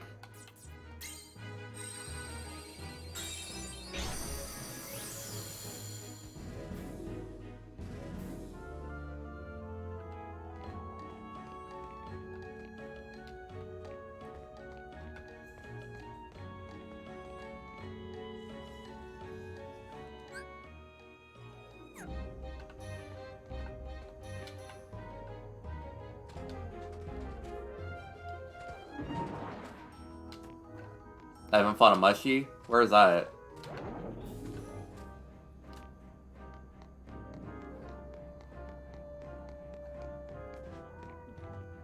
Are you talking about the black fungi or something else?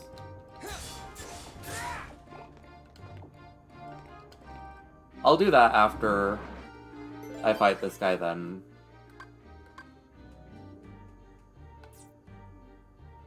Your silly era.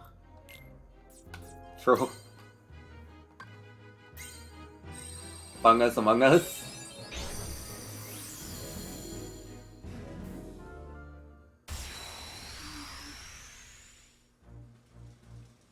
Oh god.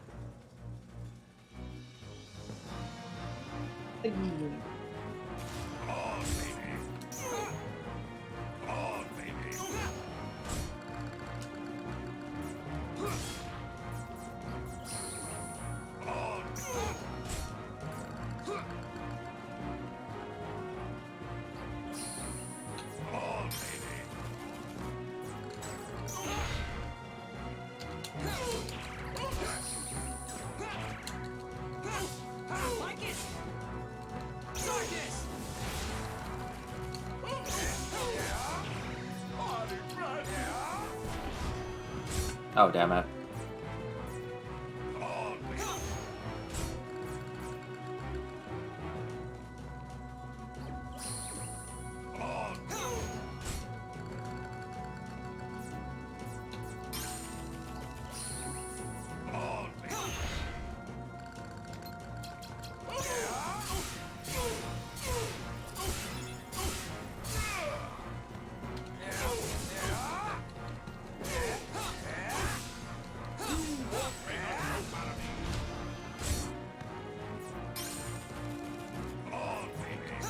Oh, at least this is pretty free, honestly.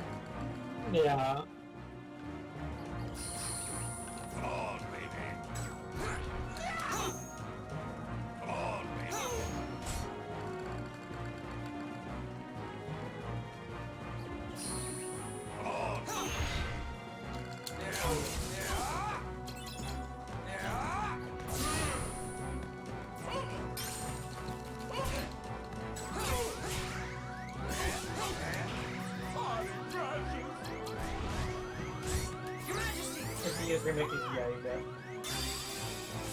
Damn. Yep.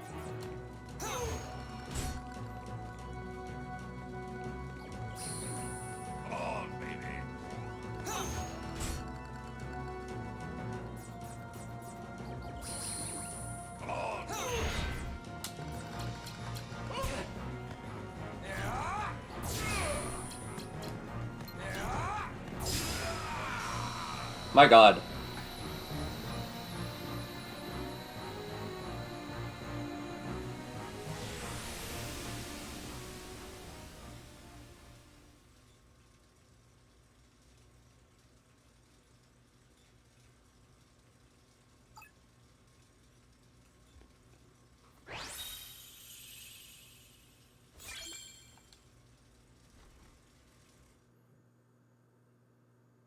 Ah, bye bye.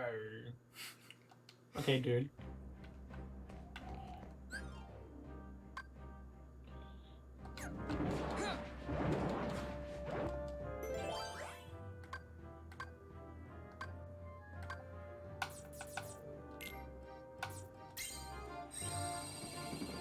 Alright, let's use a black fungus card.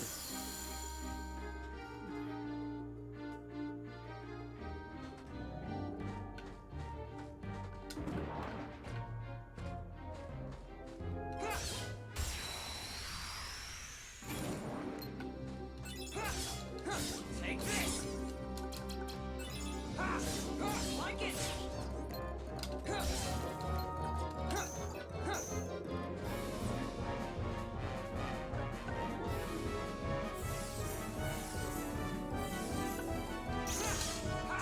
this.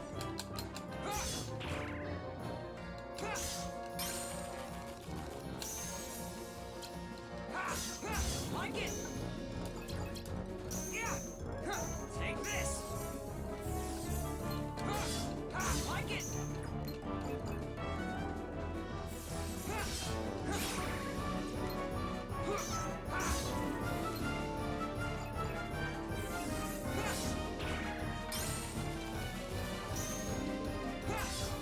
I love the concept of him trying to like card duel this thing. It's just a little baby.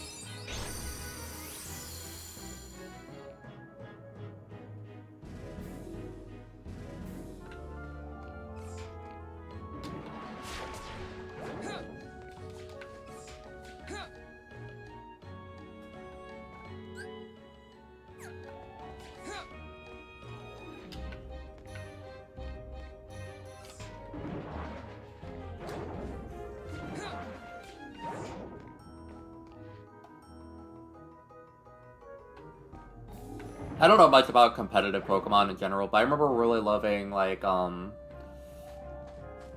think it was in Gen 7, when Gen 7 was on, like, Pokemon Showdown. I found somebody who would use, like, Drapion, but, like, they would use a Z move for their Acupressure, and it would just, like, boost... It would just boost, like, his critical hit so high that you could essentially use, like, cross poison and stuff, and it essentially would never not crit. It was crazy. I used to love getting people with that. It was funny. Alright.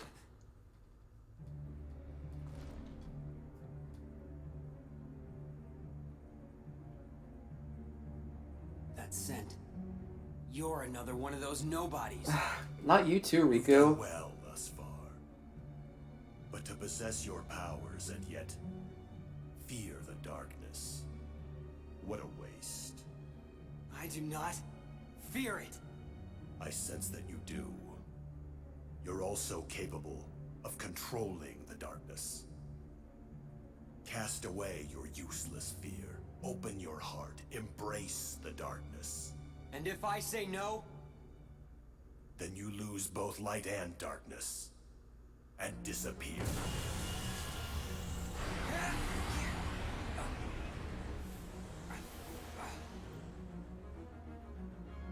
I, Lexius, will not yield to the frail heart of an infantile coward. Now, stop resisting. And let the darkness in. Okay, girl. That weapon doesn't know what it wants to be. It wants to be a sword. It wants to be a wrench. Just It's so much. for real. Just give up.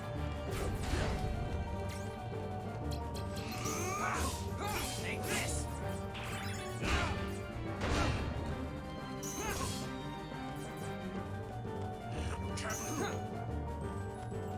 Just give This!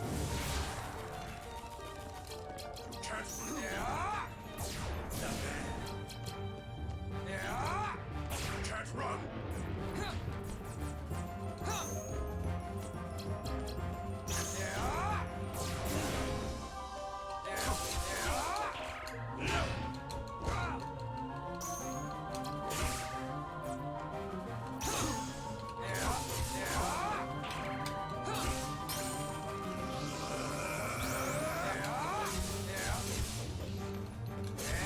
I'll break you. Just give up. Darkness, give me power.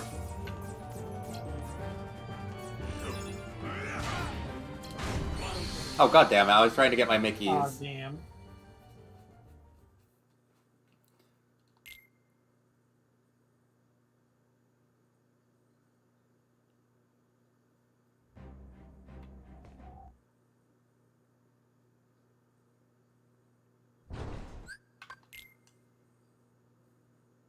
I mean, at least this thing gives you a lot of zeros, so like.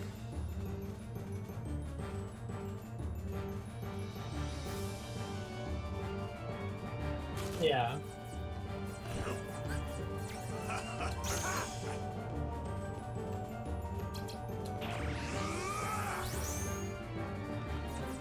Can't run.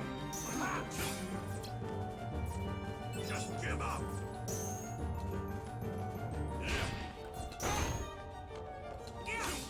Like it!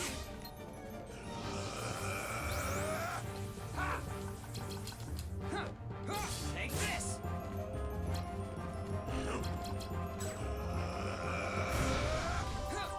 Just give up. Can't run.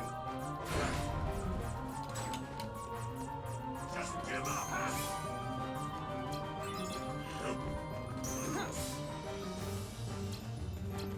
Can't run. Just give up. Can't run.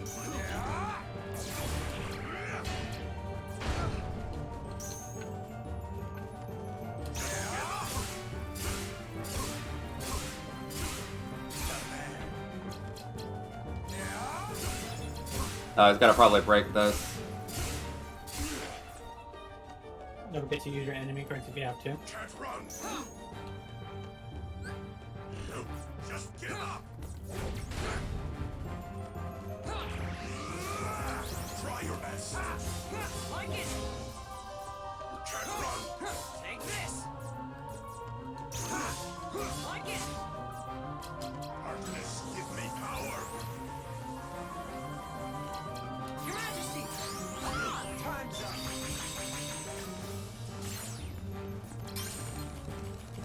Just give up.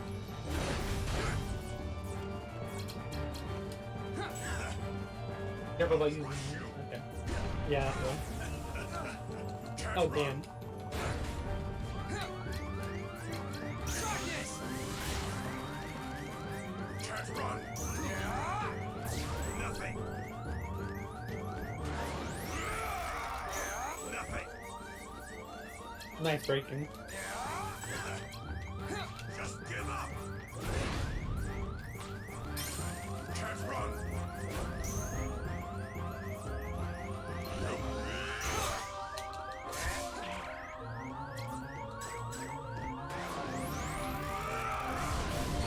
Okay. Yeah. This fight's funny. Hmm.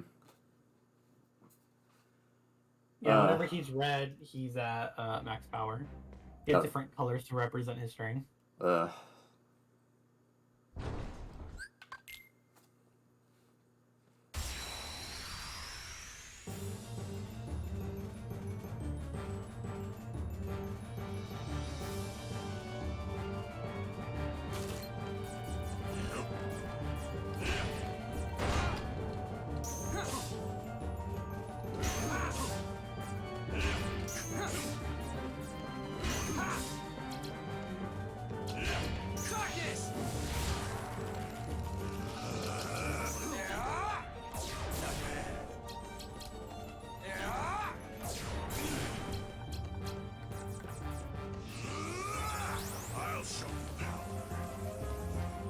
use something on him.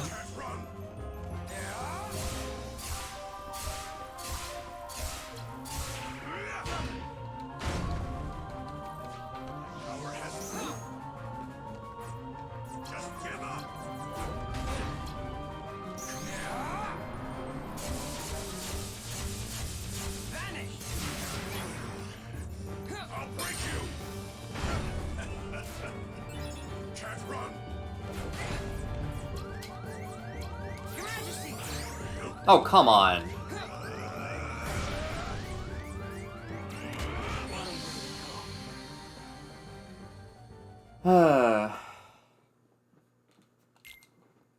Yeah, essentially for this fight, you have to focus on breaking him so you can go dark mode because he has like resistant to normal attacks.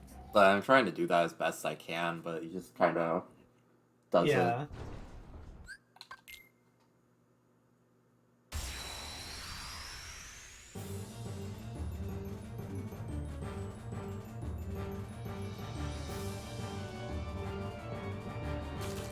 Dun, dun, dun, dun. Just give up.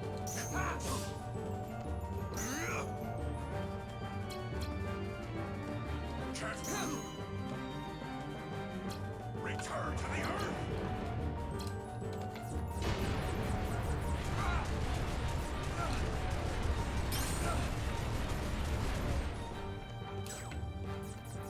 Just give up. Can't run. Darkness!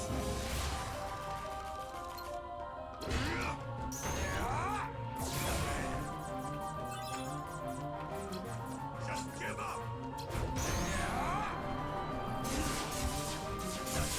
Vanish! Can't run.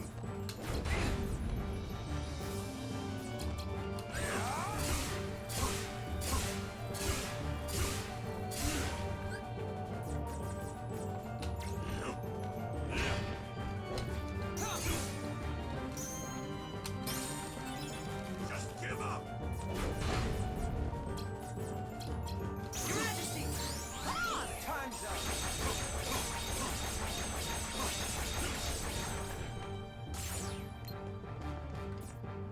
You can't run. Like it! Just give up. Can't run.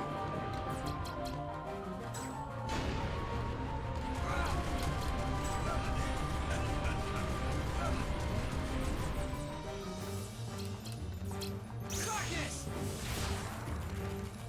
Can't run.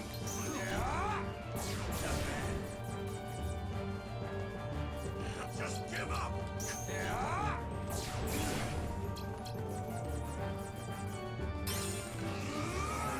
I'll show you now. Can't run.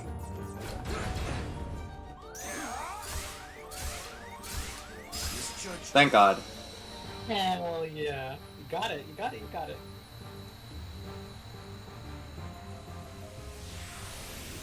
I don't even know how he went to the max power thing, but sure. The battle just goes on.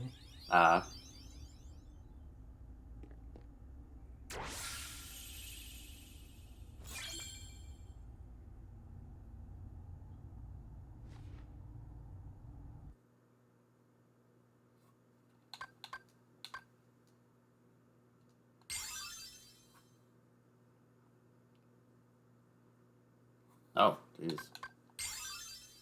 Hell yeah. Double level up.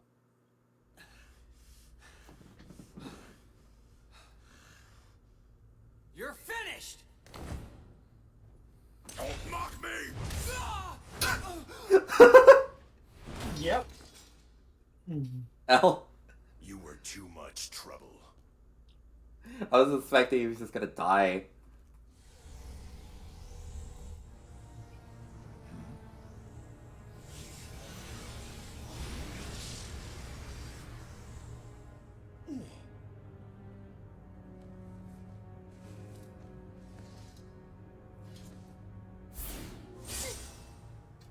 Yeah. Oh, there we go.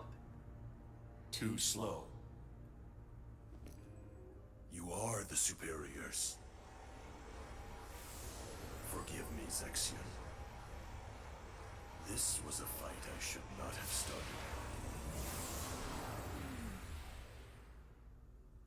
started. Oh, so Ansem, like, possesses him, I think? Yeah, Riku like sort of gives into the darkness for a little bit. He's just like, I need the darkness to win. It's a little darkless as a treat. Huh?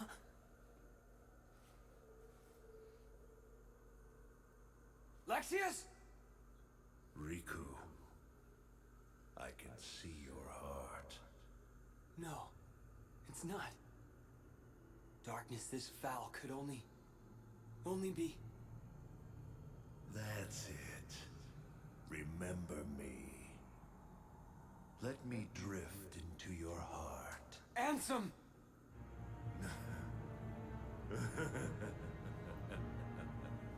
You called out my name.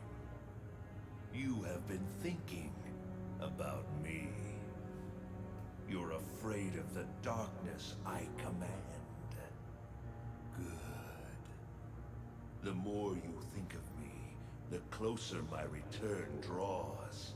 And when I have awoken, I will take hold. Your heart will be mine!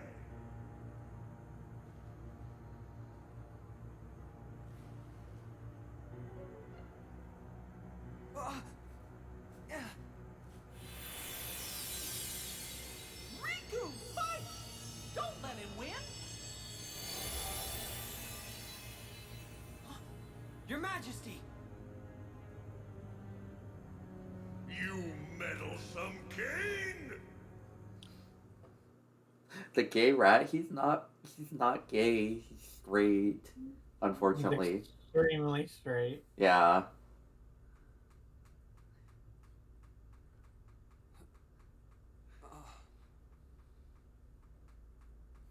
It's Mickey Mouse. He would never be based. For real? Protected me. Your Majesty? Where are you? Please answer! And just like Sora, you have to be alone for the next world. True. You're with me, aren't you?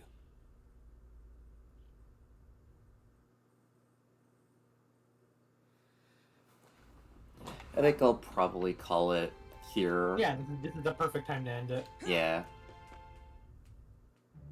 Oh. Yeah, the little cutscene Lexius first is though. gone as well. I lost his scent. Vexen, Larxene, Lexius. I wonder who will be next in line. I thought perhaps it might be you.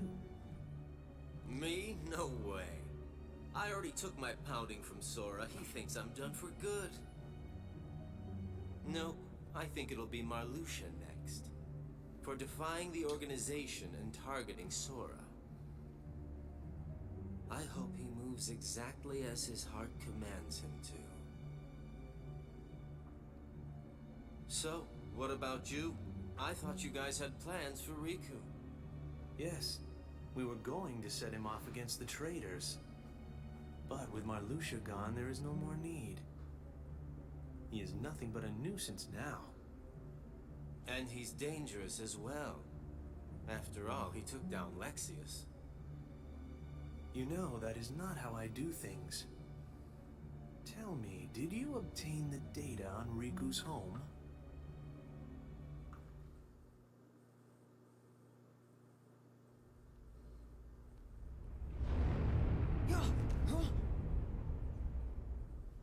What?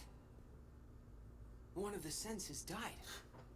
A really strong one. How are you smelling these things? The keeper of this castle, Marluxia, has just been felled by the Keyblade Master. Oh, damn. Keyblade. You mean Sora? Sora is here? Yes. Want to see him?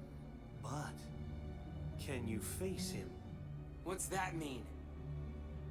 The world of darkness and some shadow still nest within your heart. Do you plan to face Sora like that? Are you not ashamed? Sora's fate is to battle the darkness. He must oppose anyone who hosts the dark. In other words, it's you. If you don't believe the words I say, then you had best see the truth with your own eyes. This card. This is our...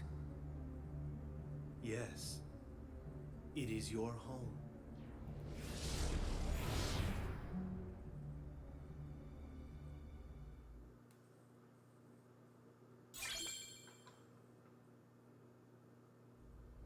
Alright. Perfect time. Yeah. Alright. Oh, more flight. Man, this campaign really is short. Good grief. But- Yeah, because Riku is just based and goes through everything really fast. Thank He's God. a faster learner than Sora. For real.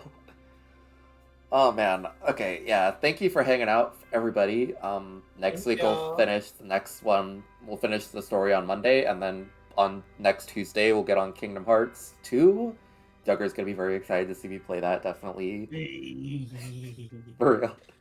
But yeah, thank you all for stopping by. We'll see you next week. Good night. See y'all.